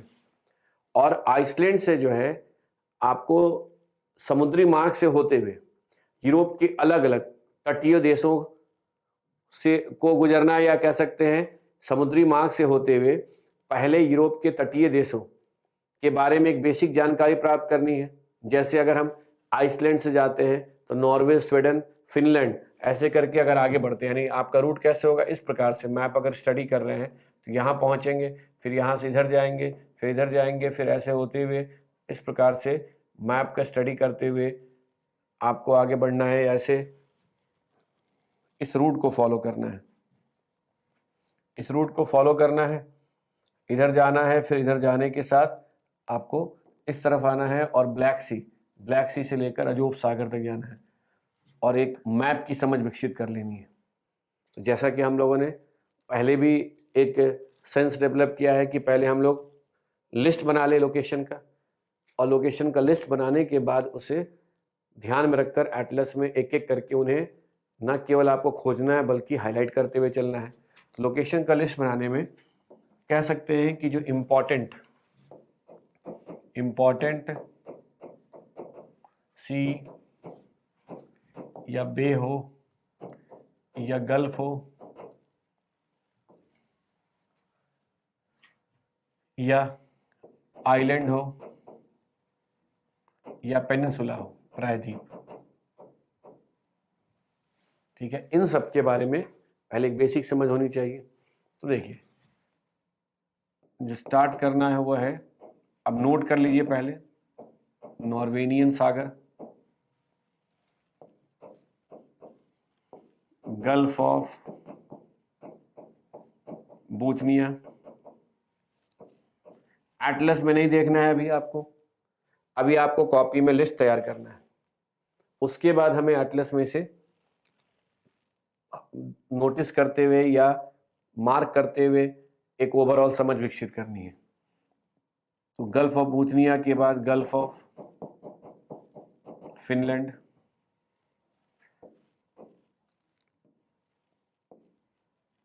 गल्फ ऑफ रीगा की खाड़ी,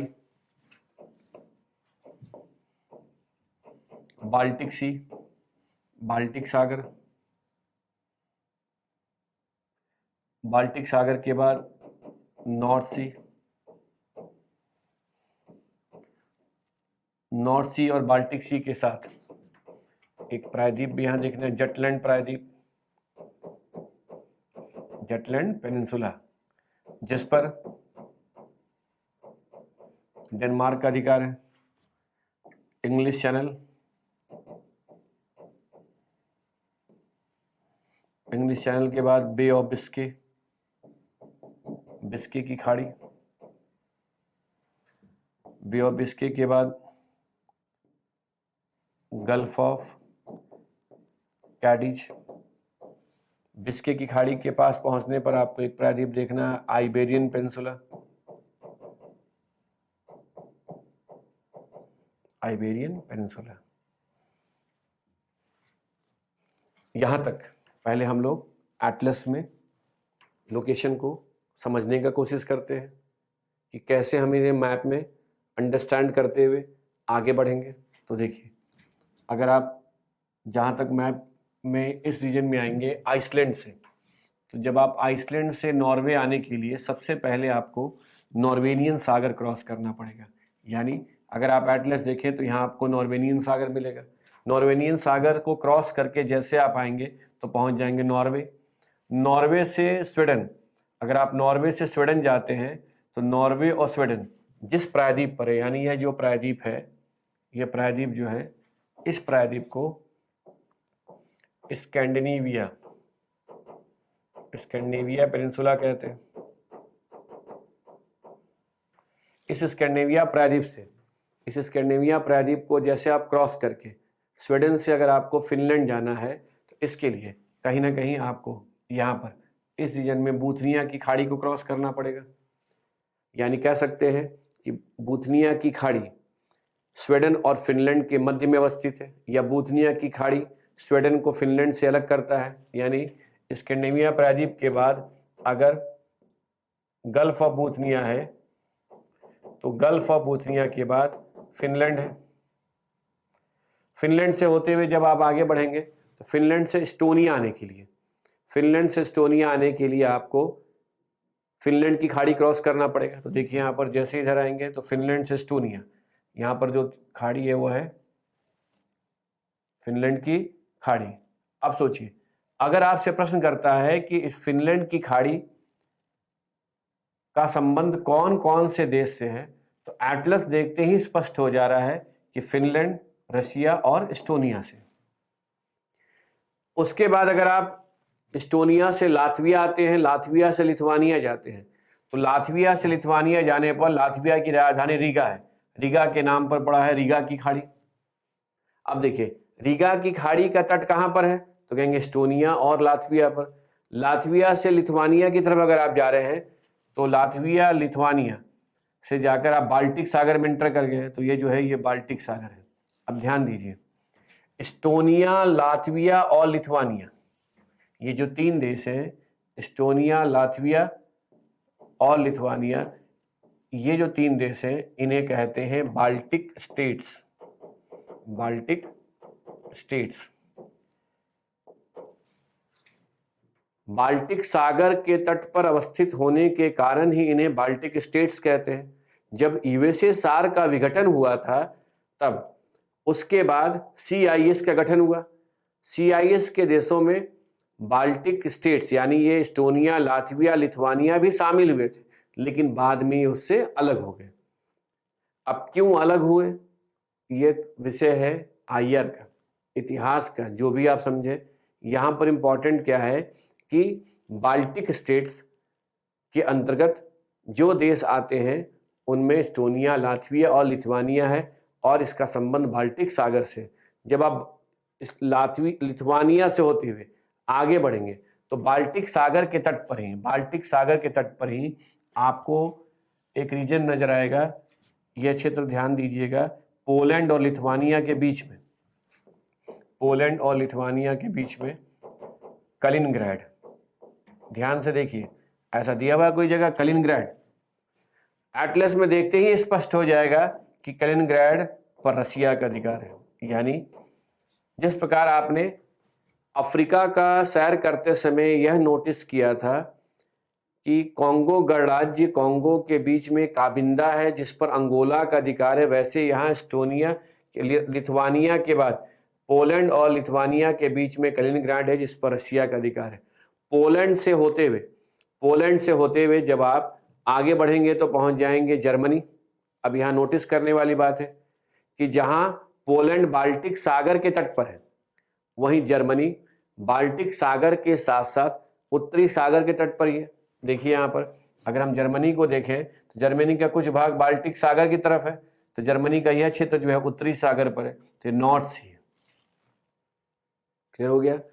ये सब ऐसे ऑब्जर्वेशन है, यानी सामने जो मैप है, यहाँ आपके सामने जो ये पॉलिटिकल मैप है उसे ही आपको एटलस में नोटिस करना है। अब ध्यान दीजिए जर्मनी के साथ ही जर्मनी की सीमा पर डेनमार्क है, और जो ये डेनमार्क है, यही डेनमार्क जो प्रायद्वीप है इसे जटलैंड प्रायद्वीप कहते हैं, जटलैंड पेनिनसुला। यानी अगर आपसे प्रश्न किया जाए कि जटलैंड प्रायद्वीप पर कौन से देश का अधिकार है, तो डेनमार्क का अधिकार है। अब क्या आप कंक्लूड कर सकते हैं कि ग्रीनलैंड पर भी डेनमार्क का अधिकार है, जो उत्तरी अमेरिका का एक द्वीप है। इसका मतलब डेनमार्क एक ऐसा देश है जिसका किसी एक क्षेत्र, जिसका आप कह सकते हैं पॉलिटिकल बाउंड्री किसी खास क्षेत्र तक ही सीमित नहीं है, इसका कई आइलैंड पर अधिकार है। उनमें से एक प्रायद्वीप है जो डेनमार्क का मुख्य रूप से क्षेत्र है, क्योंकि यही डेनमार्क की राजधानी, यहीं पर आपको इस प्रायद्वीप के साथ कोपेनहेगन भी नजर आएगी। अब देखिए अगर अब आपसे कहा जाए कि जटलैंड प्रायद्वीप किस देश की सीमा पर है, तो जर्मनी की सीमा पर है। जटलैंड प्रायद्वीप के एक तरफ क्या है, तो बाल्टिक सागर, दूसरी तरफ क्या है, तो उत्तरी सागर है। स्पष्ट हो जाना चाहिए। अब यहां देखिए यदि आपसे प्रश्न किया जाए कि स्कैंडिनेविया प्रायद्वीप पर कौन कौन से देश हैं, तब तो इसका जवाब आप देंगे कि नॉर्वे और स्वीडन, ये दोनों ही स्कैंडिनेविया पेनिनसुला पर है, दोनों ही स्कैंडिनेविया प्रायद्वीप पर है। लेकिन अगर आपसे यह प्रश्न किया जाए कि स्कैंडिनेवियन कंट्रीज कौन से हैं, तो नॉर्वे, स्वीडन, आइसलैंड और डेनमार्क, इनको हम स्कैंडिनेवियन कंट्रीज कहते हैं। यानी ये स्कैंडिनेवियन कंट्रीज के देश है। और अगर स्कैंडिनेवियन कंट्रीज के देश में फिनलैंड को जोड़ देते हैं, ऐड कर देते हैं, तब इसे कहा जाता है Fenno Scandinavian region, Fenno Scandinavian reason,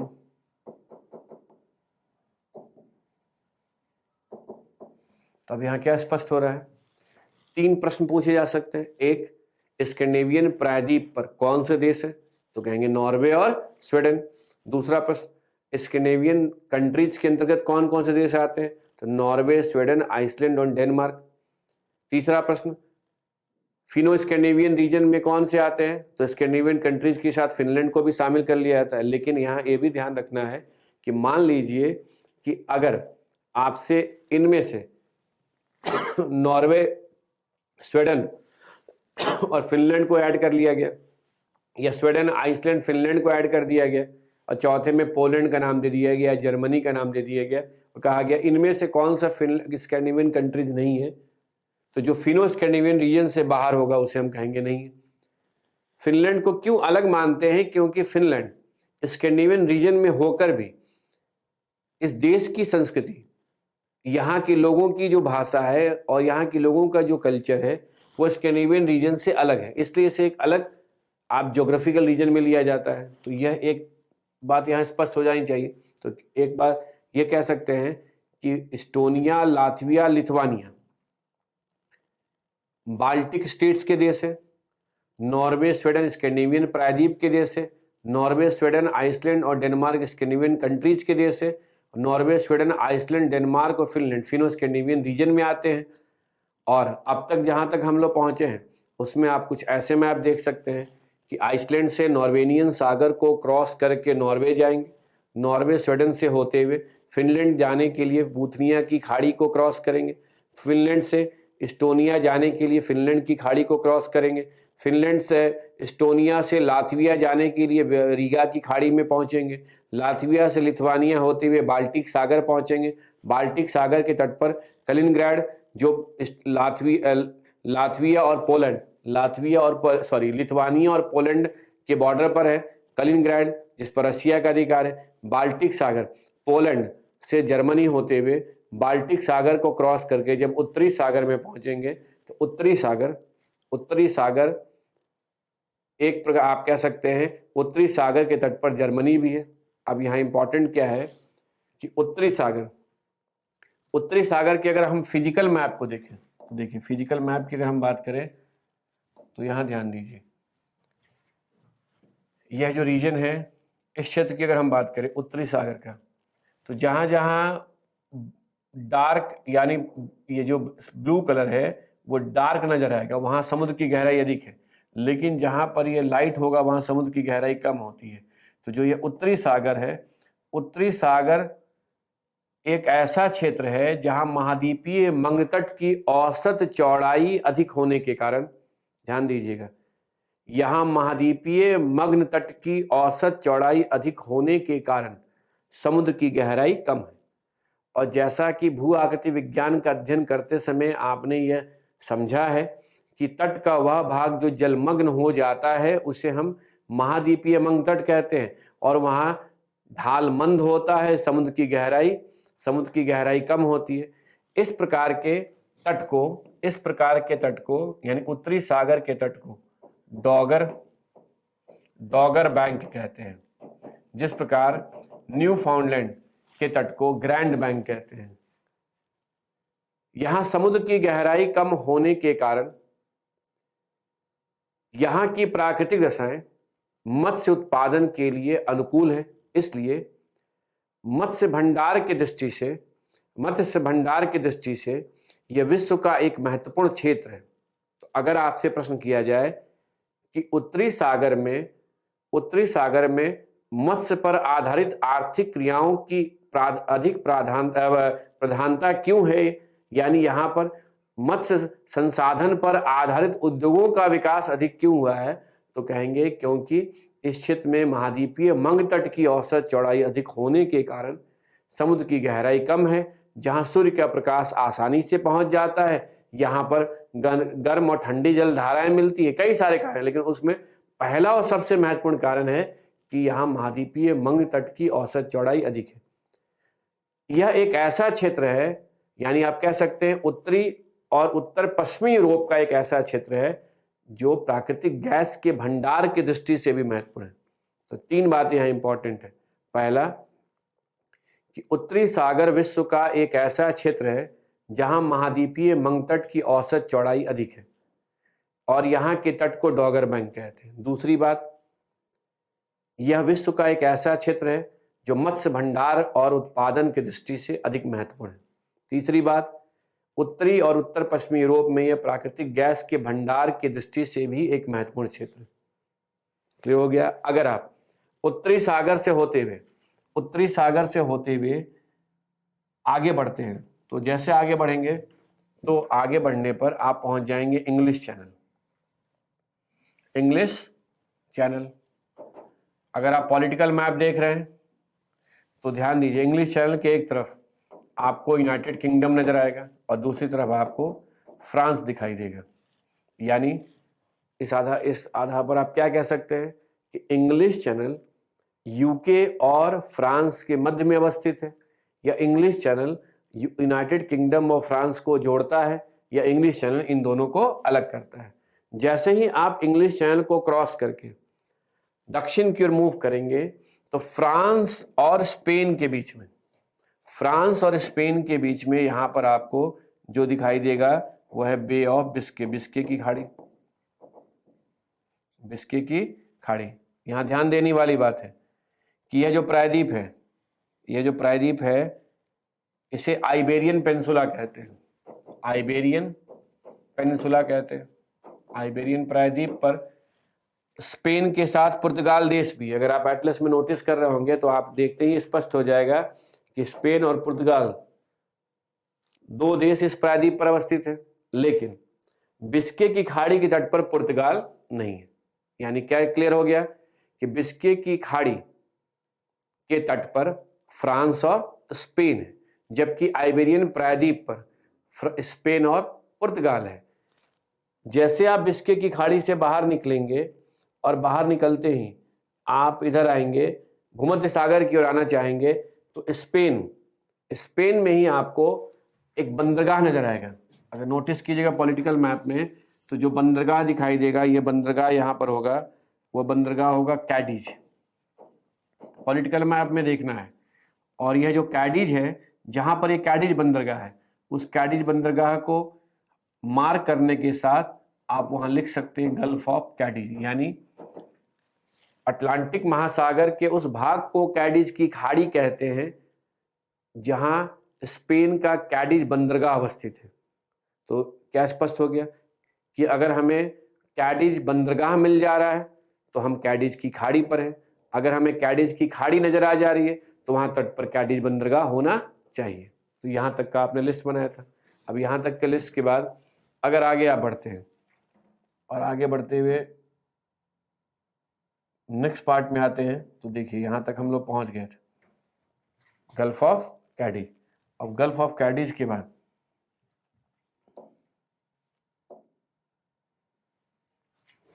इस जगह स्पेन पुर्तगाल से यहां पर कैडिज की खाड़ी पर है। अब इसके आगे हमें भूमध्य सागर जाना है।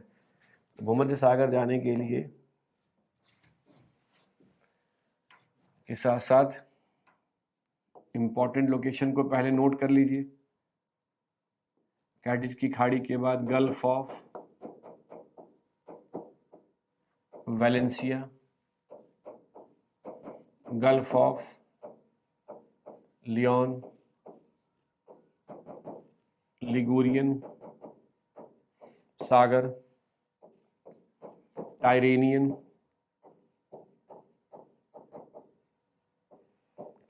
सागर,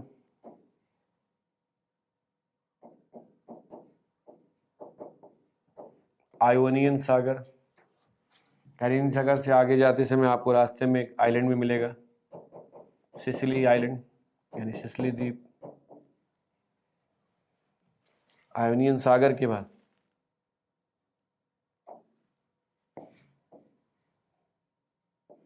गल्फ ऑफ टोरंटो।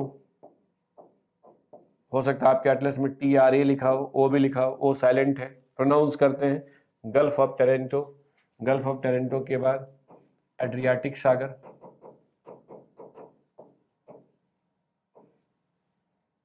इसी एड्रियाटिक सागर की एक खाड़ी है गल्फ ऑफ वेनिस, वेनिस की खाड़ी।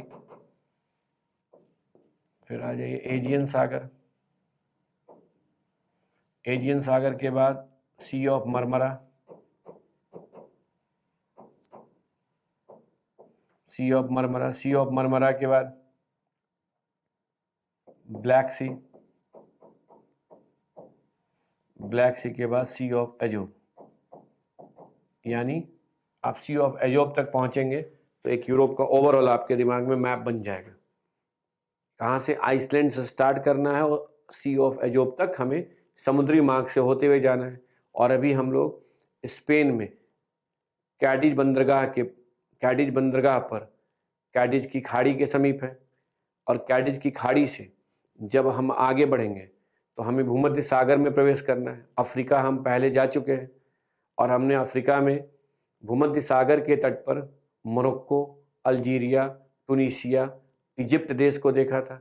अब हमें अफ्रीका की जगह यूरोप के तटीय देशों से होकर आगे बढ़ना है। तो जैसे ही आप यूरोप में कैडिज की खाड़ी को क्रॉस करेंगे तो कैडिज की खाड़ी को क्रॉस करते ही आपको दिखाई देगा यहाँ पर इस जगह पर वेलेंसिया की खाड़ी। वेलेंसिया की खाड़ी की जगह से के साथ साथ आपको दो चीज़ों को ध्यान में रखना है। एक बंदरगाह नोटिस कीजिएगा बार्सिलोना, और दूसरा बंदरगाह जो है नोटिस करना है, वहाँ पर हाईलाइट करना है बार्सिलोना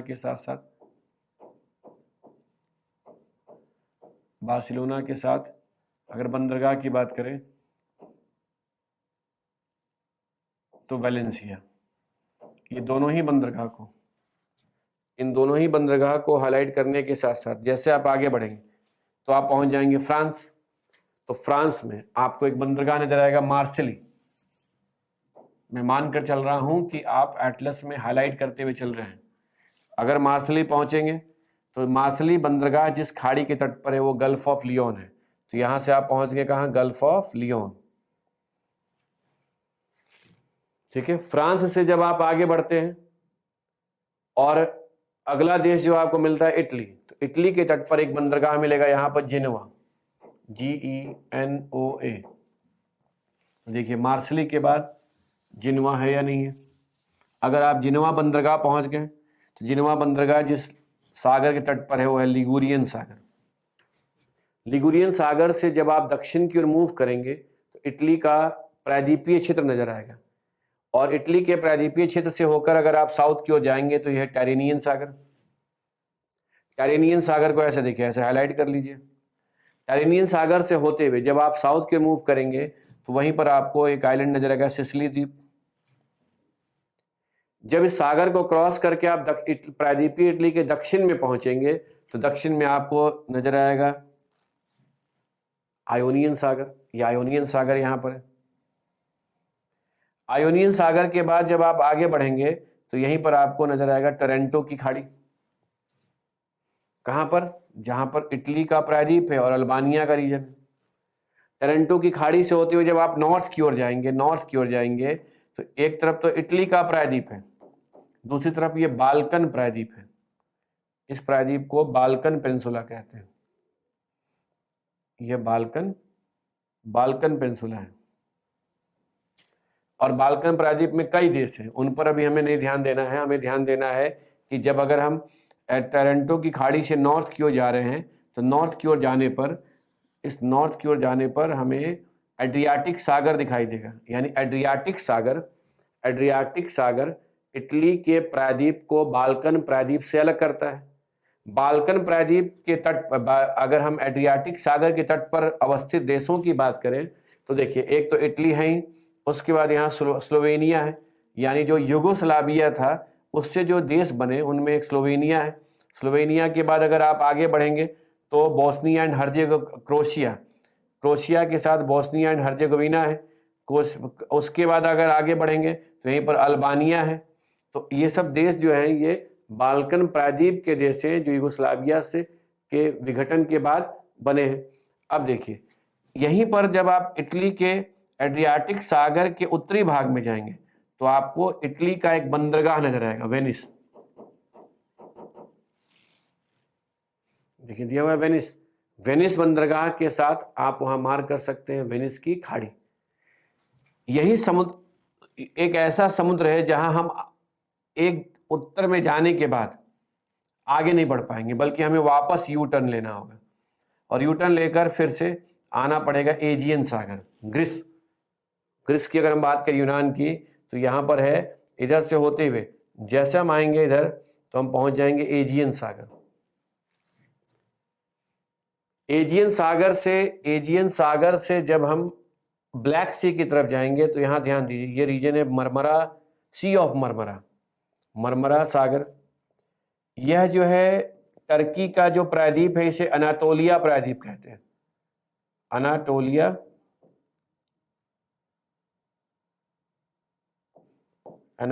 प्रायद्वीप, सॉरी ANATOLI, एनाटोलिया प्रायद्वीप, जो एशिया महाद्वीप का क्षेत्र प्रायद्वीप है।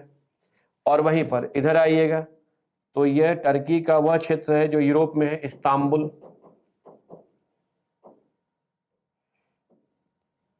इस्तांबुल। तो यहां क्या क्लियर हो रहा है कि टर्की एक ऐसा देश है जिसके कुछ क्षेत्र यूरोप में है और अधिकांश क्षेत्र एशिया में है।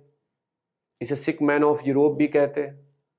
जो टर्की का वह भाग जो यूरोप में है वह इस्तांबुल है, जबकि टर्की की राजधानी अंकारा वो एशिया महाद्वीप पर है, एनाटोलिया प्रायद्वीप पर है।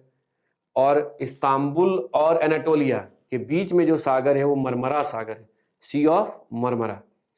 सी ऑफ मरमरा से जब आप आगे बढ़ते हैं तो पहुंच जाएंगे काला सागर। काला सागर जाते ही आपको क्लियर हो जाएगा कि काला सागर के तट पर एक तो टर्की है, दूसरा बुल्गारिया है, तीसरा रोमानिया है।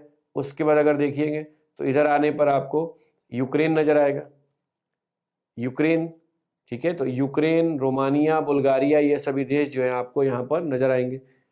काला सागर से होते हुए फाइनली आप यूक्रेन और रशिया के जिस क्षेत्र में जाएंगे वह है सी ऑफ एजोव। तो स्टार्ट कहाँ से किए थे? स्टार्ट किए थे आइसलैंड से, और आइसलैंड से स्टार्ट किए और पहुंचे कहाँ पर? अजोव सागर पे। इंपॉर्टेंट कंट्रीज को देखा अभी जो हमें तट के साथ साथ दिखाई दिए। मैप में अगर आउटलाइन मैप की अगर हम बात करें, ठीक है, आउटलाइन मैप की बात करें तो इस आधार पर ऐसे देखिए, रूट बना लेना है फिजिकल, एक आउटलाइन मैप ले। ये जैसे आइसलैंड होगा, ये अगर आपसे कहा गया कि आपने ये मैप मार्क कर लिया कि आइसलैंड है, यहाँ से आप पहुँचे, ये नॉर्वेनियन सागर से आगे बढ़े, फिर रुके नॉर्वे स्वीडन, फिर यहाँ पहुँचे बूथनिया की खाड़ी से इधर पहुँचे, ये फिनलैंड की खाड़ी, रीगा की खाड़ी। अब जैसे आप रीगा की खाड़ी जा रहे हैं तो कहेंगे कि यहाँ तो एक तरफ एस्टोनिया है, लातविया है, फिर लिथुआनिया, फिर रीगा की खाड़ी से बाहर निकले, ये हो गया बाल्टिक सागर से आगे बढ़े होते हुए ये है जटलैंड प्रायद्वीप, ये जटलैंड प्रायद्वीप है, ये स्कैंडिनेविया प्रायद्वीप था। आप इसके बाद इधर आ गए तो ये हो गया उत्तरी सागर के बाद यहाँ पहुँचे इंग्लिश चैनल के बाद जैसे हम इधर आए तो बिस्के की खाड़ी के बाद अगर हम यहाँ तक पहुँचे बिस्के की खाड़ी, तो इतनी बातें तो यहाँ स्पष्ट हो गई। अब इनके इस मैप से अगर हम इस रीजन में आते हैं, बिस्के की खाड़ी से होते हुए, यानी इस रूट से होकर अगर हम ऐसे अभी तक आए हैं, ऐसे होकर, तो ये हो गया कैडिज की खाड़ी से जब आगे बढ़े तो वेलेंसिया की खाड़ी के बाद लियोन की खाड़ी, लिगुरियन सागर, टेरेनियन सागर, आयोनियन सागर, टोरंटो की खाड़ी, एड्रियाटिक सागर, एजियन सागर, sea of Marmara, black sea और अजोव सागर। तो रूट ऐसे ड्रॉ किए तो एक मैप बन जाएगा। इस प्रकार से आपको एक मैप का सेंस बनेगा कि यूरोप में आपको कैसे जाना है। अब देखिए मेरे साथ अगर आप यूरोप के मैप को विजुअलाइज कर पा रहे हैं यानी जहाँ तक हमने आपको लिस्ट ऑफ लोकेशन दिया है उसके आधार पर ही अगर आप विजुलाइज कर ले रहे हैं तो आप एक स्टेप पूरा कर लिए, तब हम लोग सेकंड स्टेप पर जाएंगे। तो सामने एटलस रखिए और दो ऑप्शन है, या तो मुझे फॉलो कीजिए और नहीं तो एटलस देखते हुए मुझे फॉलो कीजिए। तो देखिए मैंने कैसे अभी तक आपको लिस्ट ऑफ लोकेशन ध्यान रखकर लिस्ट ऑफ लोकेशन को आधार बनाते हुए यूरोप का सैर कराया, उसको अब नोटिस कीजिए। आइसलैंड से नॉर्वेनियन सागर को क्रॉस करके हम नॉर्वे गए, नॉर्वे से स्वीडन होते हुए स्कैंडिनेविया प्रायद्वीप के बाद बूथनिया की खाड़ी को क्रॉस करके फिनलैंड पहुंचे, फिनलैंड से फिनलैंड की खाड़ी को क्रॉस करके एस्टोनिया आए, एस्टोनिया से रीगा की खाड़ी में लिथुआनिया, एस्टोनिया लातविया, लातविया के बाद लिथुआनिया पहुंचे, लिथुआनिया के बाद कलिनिंग्राड पहुंचे, बाल्टिक सागर था, बाल्टिक सागर से उत्तरी सागर जब आए तो पोलैंड से जर्मनी पहुंचे, जर्मनी की सीमा पर हमने जटलैंड प्रायद्वीप देखा, उत्तरी सागर से जब इंग्लिश चैनल पहुंचे तो एक तरफ यूनाइटेड किंगडम दूसरी तरफ फ्रांस, यूके इंग्लिश चैनल से फिर हम बिस्के की खाड़ी आए जहां एक तरफ फ्रांस दूसरी तरफ स्पेन, स्पेन के साथ हमने पुर्तगाल को अटलांटिक महासागर के तट पर देखा और स्पेन और पुर्तगाल आइबेरियन प्रायद्वीप पर है। फिर वहां से हम लोग स्पेन के कैडिज बंदरगाह पहुंचे जहां कैडिज की खाड़ी है, वहां से हम लोग भूमध्य सागर में जब एंटर किए तो स्पेन में बार्सिलोना और वेलेंसिया बंदरगाह को देखा जहां वेलेंसिया की खाड़ी है, वेलेंसिया की खाड़ी से होते हुए जब हम स्पेन से फ्रांस पहुंचे तो वहां हमने मार्सली बंदरगाह को देखा जहां लियोन की खाड़ी है, और जब फ्रांस से हम इटली पहुंचे तो वहां हमने जिनोवा बंदरगाह को देखा जहां पर लिगुरियन सागर है, लिगुरियन सागर के बाद हम लोग साउथ की ओर मूव किए तो टिरिनियन सागर पहुंचे, उसके सिसिली द्वीप को क्रॉस करने के बाद हम लोग पहुंचे आयोनियन सागर जो इटली प्रायद्वीपीय इटली के दक्षिण में। आयोनियन सागर के बाद हम लोग टोरंटो की खाड़ी गए, फिर वहां से एड्रियाटिक सागर होते हुए एड्रियाटिक सागर जब पहुंचे तो उस एड्रियाटिक सागर के उत्तर में हमने इटली के वेनिस बंदरगाह को देखा जहां वेनिस की खाड़ी है। वापस हमें लौटना पड़ा और वापस लौटकर जब हम ग्रीस गए तो वहां हमें एजियन सागर दिखाई दिया, एजियन सागर से मरमरा सागर पहुंचे जहां जाने पर यह भी स्पष्ट हो गया कि टर्की का जो क्षेत्र एशिया में है उसका संबंध एनाटोलिया प्रायद्वीप से और जो क्षेत्र यूरोप में है उसका संबंध इस्तांबुल से है, और मरमरा सागर इन दोनों के मध्य में अवस्थित है। मरमरा सागर से हम लोग काला सागर पहुंचे और काला सागर से फाइनली अजोब सागर पहुंचे जहां यूक्रेन और रसिया दिखाई दिया। ये था बेसिक डिस्कशन।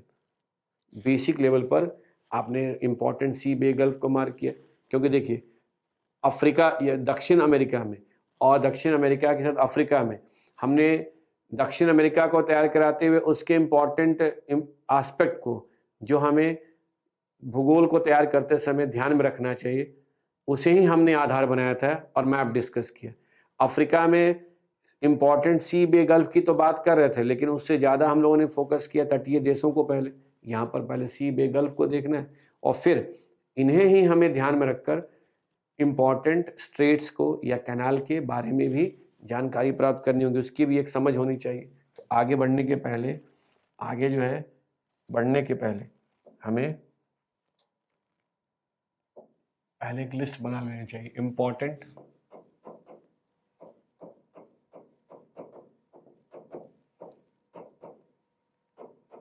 स्ट्रेट या जो भी हो स्ट्रेट एंड कैनाल, क्योंकि सबसे पहले आपको कील कैनाल मिलेगा, उसके बाद straight of Dover,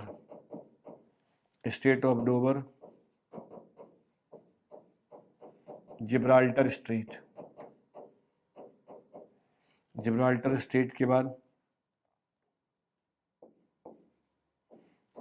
straight of बोनिफेशियो straight के बाद स्ट्रेट ऑफ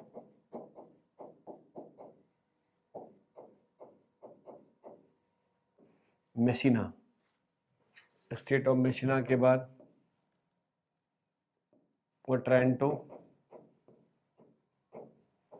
ट्रेंटो स्ट्रेट, फिर उससे आगे बढ़िएगा तो दार्डनल्स स्ट्रेट,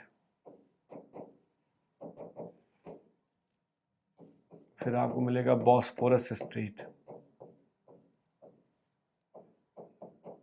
और फाइनली स्ट्रेट ऑफ कर्च या कर्च स्ट्रेट, स्ट्रेट ऑफ कर्च। अब देखिए, तो मैं मान कर चलूँ कि आपने ये जो लिस्ट है यानी जो इम्पोर्टेंट लोकेशन है उसको नोट कर लिया। अब इसे ही ध्यान में रखकर आपको अपने पहले तैयार किए गए मैप को रिवाइज भी करना है। तो देखिए, आइसलैंड से नॉर्वेनियन सागर से होते हुए, आइसलैंड के बाद नॉर्वेनियन सागर से होते हुए नॉर्वे स्वीडन के बाद हम लोगों ने बोथनिया की खाड़ी को क्रॉस करके फिनलैंड पहुंचे थे। फिनलैंड के बाद फिनलैंड की खाड़ी को क्रॉस करके एस्टोनिया, एस्टोनिया के बाद रीगा की खाड़ी को क्रॉस करके लातविया, लातविया के बाद लिथुआनिया जहां बाल्टिक सागर था। अब बाल्टिक सागर के साथ अगर हमें बाल्टिक सागर से होते हुए ऐसे पूरा चक्कर लगा के नहीं आना हो, बल्कि हम सीधे आना चाहें तो यहाँ से हम एक कैनाल क्रॉस कर सकते हैं। वो कैनाल है कील कैनाल। जब आप इस कैनाल को क्रॉस करेंगे तो ध्यान रखना है, जर्मनी में एक बंदरगाह मिलेगा कील और दूसरा बंदरगाह मिलेगा हैम्बर्ग। आपको बाल्टिक सागर के तट पर जर्मनी का कील बंदरगाह नजर आएगा और उत्तरी सागर के तट पर आपको जर्मनी का हैम्बर्ग बंदरगाह नजर आएगा। तो पहले तो कील और हैम्बर्ग को मार्क कर लीजिए और कील और हैम्बर्ग को मार्क करने के बाद दोनों को ज्वाइन कर दीजिए। वो कैनाल हुआ कील कैनाल। इतने ही बातों से यानी इसके आधार पर आप इस प्रकार से इंफॉर्मेशन को डेराइव कर सकते हैं कि कील कैनाल कहाँ पर है। तो कहेंगे जर्मनी में निर्मित एक नहर है जो कि बाल्टिक सागर को उत्तरी सागर से जोड़ता है। इस कैनाल में बाल्टिक सागर के तट पर कील बंदरगाह है और उत्तरी सागर के तट पर हैम्बर्ग बंदरगाह है। कील जो बंदरगाह है ये जर्मनी में डेयरी उद्योग का एक महत्वपूर्ण केंद्र है और हैम्बर्ग जर्मनी में जलयान उद्योग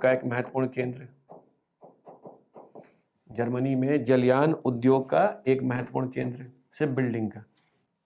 अगर नोटिस करेंगे तो जो ये हैम्बर्ग बंदरगाह है, यह बंदरगाह आपको जिस नदी पर मिलेगा वो है एल्ब रिवर। तो कहीं ना कहीं आप एल्ब नदी के मुहाने पर आपको यह बंदरगाह है। तो नदी के मुहाने पर होने के कारण इस बंदरगाह का अपना महत्व है, इसलिए यहाँ पर जो इंडस्ट्री डेवलप हुआ वो जलयान उद्योग है। अब जब आप कील कैनाल को क्रॉस करके उत्तरी सागर में आएंगे तो जैसा कि आप पहले से जानते हैं कि यहाँ डॉगर बैंक है, मत्स्य भंडार का एक महत्वपूर्ण क्षेत्र है और साथ साथ में ये प्राकृतिक गैस के भंडार की दृष्टि से भी इम्पोर्टेंट है। इस जगह पर जर्मनी के बाद नीदरलैंड, बेल्जियम के देश भी नजर आएंगे। यानी उत्तरी सागर के तट पर जर्मनी, नीदरलैंड और बेल्जियम जो ये कंट्री नजर आएंगे, उसमें यह ध्यान रखना है कि नीदरलैंड, बेल्जियम और लग्जमबर्ग, ये तीन जो देश हैं इन्हें हम यूरोप का लोलैंड कंट्रीज कहते हैं। निम्न भूमि देश कहते हैं, क्योंकि समुद्र तल से इनकी ऊंचाई यूरोप के अन्य देशों की तुलना में कम है। यहां तक कि नीदरलैंड और बेल्जियम के अधिकांश क्षेत्र, नीदरलैंड बेल्जियम के तटीय क्षेत्र जो है वो समुद्र के अंदर चले गए थे, जिसे पुनः उपयोग में लाने के लिए, यानी उसी भूमि का जो समुद्र के अंदर चले गए थे उसे उपयोग में लाने के लिए जो है वहां के पानी को हटाया जा रहा है। और इस प्रकार के इस प्रकार के रिक्लेम्ड लैंड को, यानी वह उस स्थल को जो फिर से उपयोग में लाने का प्रयास किया जा रहा है, उसे नीदरलैंड में पोल्डर POLDER और बेल्जियम में फ्लैंडर कहते हैं। तो यदि आपसे कोई प्रश्न करे कि पोल्डर और फ्लैंडर क्या है, तो कहेंगे पोल्डर और फ्लैंडर तट के वह भाग है जो जलमग्न हो गए थे, उन्हें फिर से कृषि कार्यों के लिए उपयोग में लाने का प्रयास किया जा रहा है। उसमें पोल्डर का संबंध नीदरलैंड से है और फ्लैंडर का संबंध बेल्जियम से है।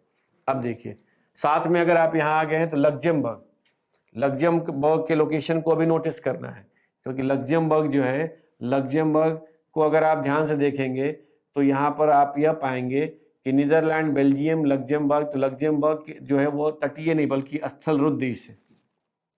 और स्थलरुद्ध देश होने के साथ अगर आप इसके पॉलिटिकल मैप को ऐसा नोटिस करेंगे, यदि पॉलिटिकल मैप को नोटिस करेंगे तो देखिए यहाँ पर लग्जमबर्ग है, और सबसे यूनिक इंफॉर्मेशन क्या है कि लग्जमबर्ग की सीमा बेल्जियम को, जर्मनी को और फ्रांस को टच करती है, नीदरलैंड को नहीं। यानी लग्जमबर्ग फ्रांस, बेल्जियम और जर्मनी की सीमा पर नीदरलैंड का बॉर्डर इससे टच नहीं करता है। इसे ध्यान में रखना था। अब देखिए, जहां हम लोग अभी बातें कर रहे थे, जिस जगह पे वो था कील कैनाल। अब कील कैनाल से उत्तरी सागर से होते हुए, उत्तरी सागर से अगर हमें इंग्लिश चैनल जाना है, तो इंग्लिश चैनल जाने के लिए एक जलसंधि क्रॉस करना पड़ेगा, वो है डोवर जलसंधि। डोवर जलसंधि उत्तरी सागर को इंग्लिश चैनल से जोड़ती है। इधर है उत्तरी सागर और इधर है इंग्लिश चैनल, और यह यूके को फ्रांस से अलग करती है। यदि किसी को फ्रांस से यूके जाना हो और कम समुद्री दूरी तय करते हुए उसे जाना हो, तो डोवर जलसंधि एक मार्ग होगा। यानी कह सकते हैं कि फ्रांस से यूके या यूके से फ्रांस जाने के लिए डोवर जलसंधि की दूरी जो है सबसे कम होगी। डोवर जलसंधि को क्रॉस करके जब आप इंग्लिश चैनल आएंगे, तो इंग्लिश चैनल के बाद आप आ जाएंगे बिस्के की खाड़ी, बिस्के की खाड़ी से कैडिज की खाड़ी। अब कैडिज की खाड़ी से अटलांटिक महासागर में, कैडिज की खाड़ी से भूमध्य सागर जाने के लिए आपको एक जलसंधि क्रॉस करना पड़ेगा, वह है जिब्राल्टर जलसंधि। अब देखिए, मैप में जिब्राल्टर स्ट्रेट को मार्क करते ही आपको स्पेन में एक बंदरगाह नजर आएगा जिब्राल्टर। और नोटिस कीजिएगा तो ये भी पाएंगे कि इस पर यूके का अधिकार, यूनाइटेड किंगडम का है, स्पेन में, लेकिन अधिकार किसका है? यूके का। उसके बाद जिब्राल्टर स्टेट के पास आपको एक और बंदरगाह नजर आएगा, लेकिन वह है क्यूटा। इस पर अधिकार स्पेन का है, लेकिन इस बंदरगाह को खोजने के लिए आपको वह अफ्रीका जाना पड़ेगा, क्योंकि जहां पर यह भाग निकला हुआ है, यदि आप देखें तो अफ्रीका के रीजन में ये जो अफ्रीका का यह भाग बाहर की ओर निकला हुआ है, यहीं पर क्यूटा बंदरगाह है। यानी मोरक्को में क्यूटा बंदरगाह पर स्पेन का अधिकार है, और ये दोनों बंदरगाह यानी क्यूटा और जिब्राल्टर, दोनों बंदरगाह जिब्राल्टर जलसंधि के समीप है। अब इतनी बातों से आप कई इंफॉर्मेशन को डेराइव कर सकते हैं। नंबर 1 कि जिब्राल्टर जलसंधि स्पेन को मोरक्को से अलग करती है। नंबर 2, उत्तरी अटलांटिक महासागर के कैडिज की खाड़ी को भूमध्य सागर से जोड़ती है। नंबर 3, इस जलसंधि के समीप स्पेन में यूके का जिब्राल्टर बंदरगाह और मोरक्को में स्पेन का क्यूटा बंदरगाह अवस्थित है। अटलांटिक महासागर से भूमध्य सागर में या भूमध्य सागर से इस अटलांटिक महासागर में जाने का एकमात्र समुद्री मार्ग है, इसलिए इस जिब्राल्टर जलसंधि को की की ऑफ मेडिटेरेनियन सी भी कहते हैं, भूमध्य सागर की चाबी भी कहते हैं। क्लियर हो गया? तो क्या समझे कि उत्तरी अटलांटिक महासागर से भूमध्य सागर जाने के लिए जिब्राल्टर जल संधि को क्रॉस करना पड़ेगा। जिब्राल्टर जल संधि को क्रॉस करने के बाद एक रास्ता हमारे पास है कि हम वेलेंसिया की खाड़ी, लियोन की खाड़ी, लिगुरियन सागर से होते हुए टाइरेनियन सागर है। दूसरा है कि हमें सीधे आना हो, सीधे भूमध्य सागर से टाइरेनियन सागर आना हो, तो इसके लिए आप स्ट्रेट ऑफ बोनिफेशियो को क्रॉस कर सकते हैं। अब देखिए, स्ट्रेट ऑफ बोनिफेशियो की जगह आप दो लोकेशन को, वहां पर आइलैंड को एटलस में खोजिएगा। पहला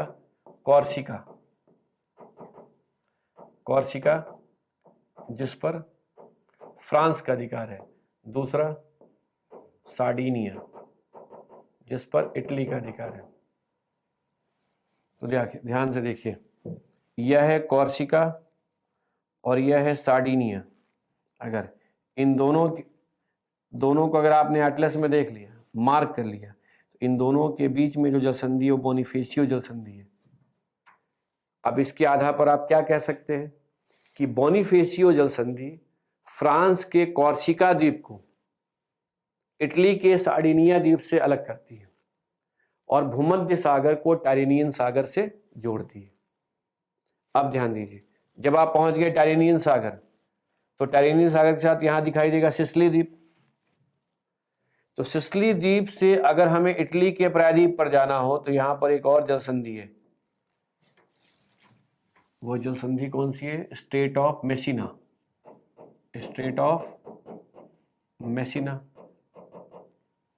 और देखिए, स्ट्रेट ऑफ मेसिना सिसिली द्वीप को इटली के प्रायद्वीप से अलग करती है, इटली के पेनिनसुला से अलग करती है, और टाइरेनियन सागर को आयोनियन सागर से जोड़ती है। आयोनियन सागर से अगर हम टोरंटो की खाड़ी जा रहे हैं, तो टोरंटो की खाड़ी से अगर हम आगे बढ़ेंगे तो यहां पर मिलेगा टोरंटो जल संधि। अब जैसे आप टोरंटो जल संधि को मार्क करेंगे, उससे स्पष्ट हो जाएगा कि यह जल संधि इटली के प्रायद्वीप को बाल्कन प्रायद्वीप से अलग करती है, या कह सकते हैं यह इटली के प्रायद्वीप को बाल्कन प्रायद्वीप के अल्बानिया और ग्रीस से अलग करती है। वहीं टोरंटो की खाड़ी को एड्रियाटिक सागर से जोड़ती है। यानी टोरंटो की खाड़ी से एड्रियाटिक सागर जाने के लिए हमें टोरंटो जल संधि को क्रॉस करना पड़ेगा, या एड्रियाटिक सागर से हमें वापस टोरंटो की खाड़ी में आने के लिए टोरंटो जल संधि को क्रॉस करना पड़ेगा। अब अगर हम इस जल संधि से होते हुए एड्रियाटिक सागर से के बाद टोरंटो की खाड़ी से एजियन सागर आते हैं, तो देखिए, जब आप एजियन सागर पहुंचेंगे तो एजियन सागर के साथ साथ यह कौन सा है? यह जो है मरमरा सागर है। और मरमरा सागर के साथ अब यह इंपॉर्टेंट क्या है, यहां पर आपको एक जल संधि मिलेगी। इधर तो है इस्तांबुल, यहां पर है इस्तांबुल, दूसरी तरफ साउथ में एनाटोलिया प्रायद्वीप है, एनाटोलिया प्रायद्वीप। तो एजियन सागर से मरमरा सागर जाने के लिए, एजियन सागर से मरमरा सागर जाने के लिए डार्डनल्स स्टेट को क्रॉस करना पड़ेगा, और मरमरा सागर से ब्लैक सी जाने के लिए, काला सागर जाने के लिए, मरमरा सागर से काला सागर जाने के लिए बॉस्पोरस स्टेट क्रॉस करना पड़ेगा। कौन सी जल संधि?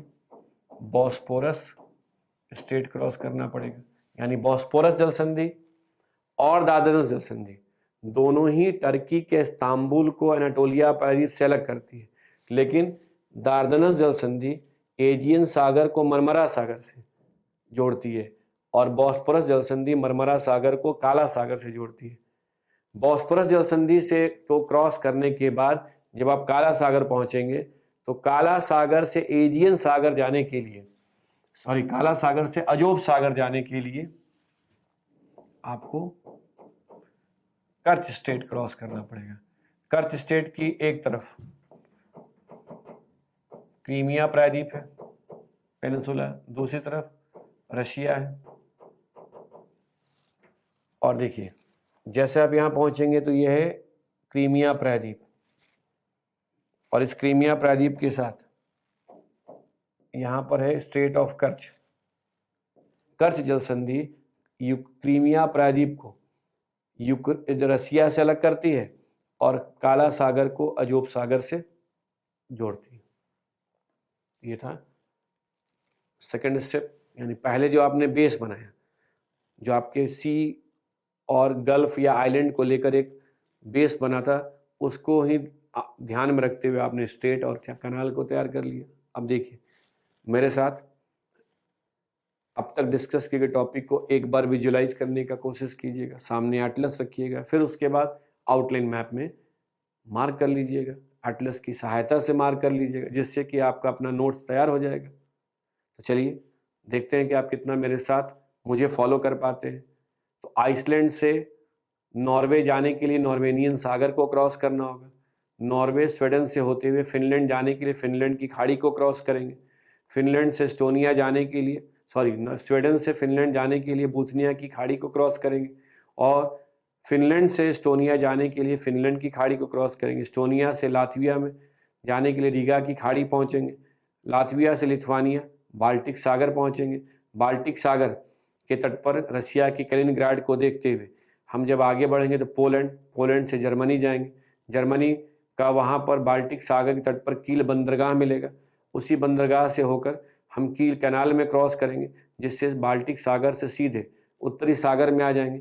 वो बाल्टिक सागर से उत्तरी सागर की ओर आने पर हमें हैम्बर्ग बंदरगाह नजर आएगा, और यहीं पर जर्मनी की सीमा पर डेनमार्क का जटलैंड प्रायद्वीप भी दिखाई देगा। फिर उसके बाद अगर हम उत्तरी सागर से इंग्लिश चैनल जाते हैं तो इसके लिए हमें डोवर स्ट्रेट क्रॉस करना होगा, जिससे डोवर स्ट्रेट को क्रॉस करते समय एक तरफ यूके और दूसरी तरफ फ्रांस दिखाई देगा।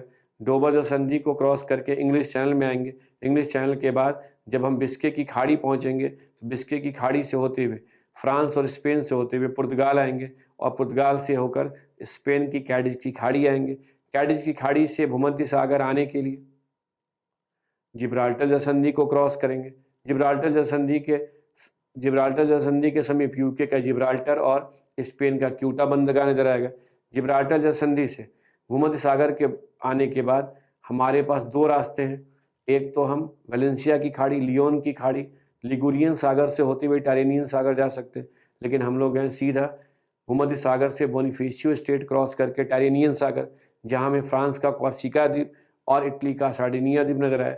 टारेनियन सागर से इटली के सिसिली द्वीप से होते हुए आयोनियन सागर जाने के लिए हमने मेसिना स्टेट क्रॉस किया, जो कि सिसिली को इटली के प्रायद्वीप से अलग करती है। मेसिना स्टेट के बाद आयोनियन सागर पहुंचे।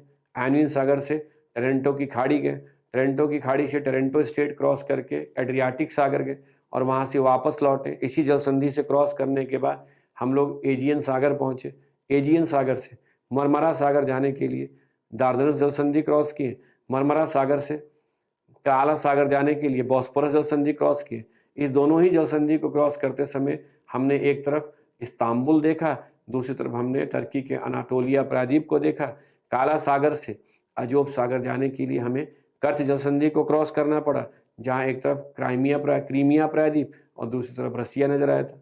इस तरह आप क्या किए, फर्स्ट स्टेप में यूरोप के जो फंडामेंटल्स होने चाहिए आपके पास, उसे तैयार करने का हमने एक आपको तरीका बता दिया कि पहले चारों तरफ जो इम्पोर्टेंट सी, बे, गल्फ है उसको मार्क कर लीजिए, उसके साथ कंट्री का एक इमेज बना लीजिए, फिर उसको ध्यान में रखते हुए एक बार स्टेट वगैरह कवर कर लीजिए। अब इतनी चीज़ों को आप आउटलाइन मैप में मार्क कर लेंगे, और एक बार जैसे हमने कराया कि आप एक सीक्वेंस में उसको विजुलाइज कर लीजिए, उतना ही करेंगे। रटना नहीं है, ये नहीं कि रटना शुरू कर दिए कि एक एक नाम को हम याद ही कर लेते हैं, याद नहीं करना, बस देखना है।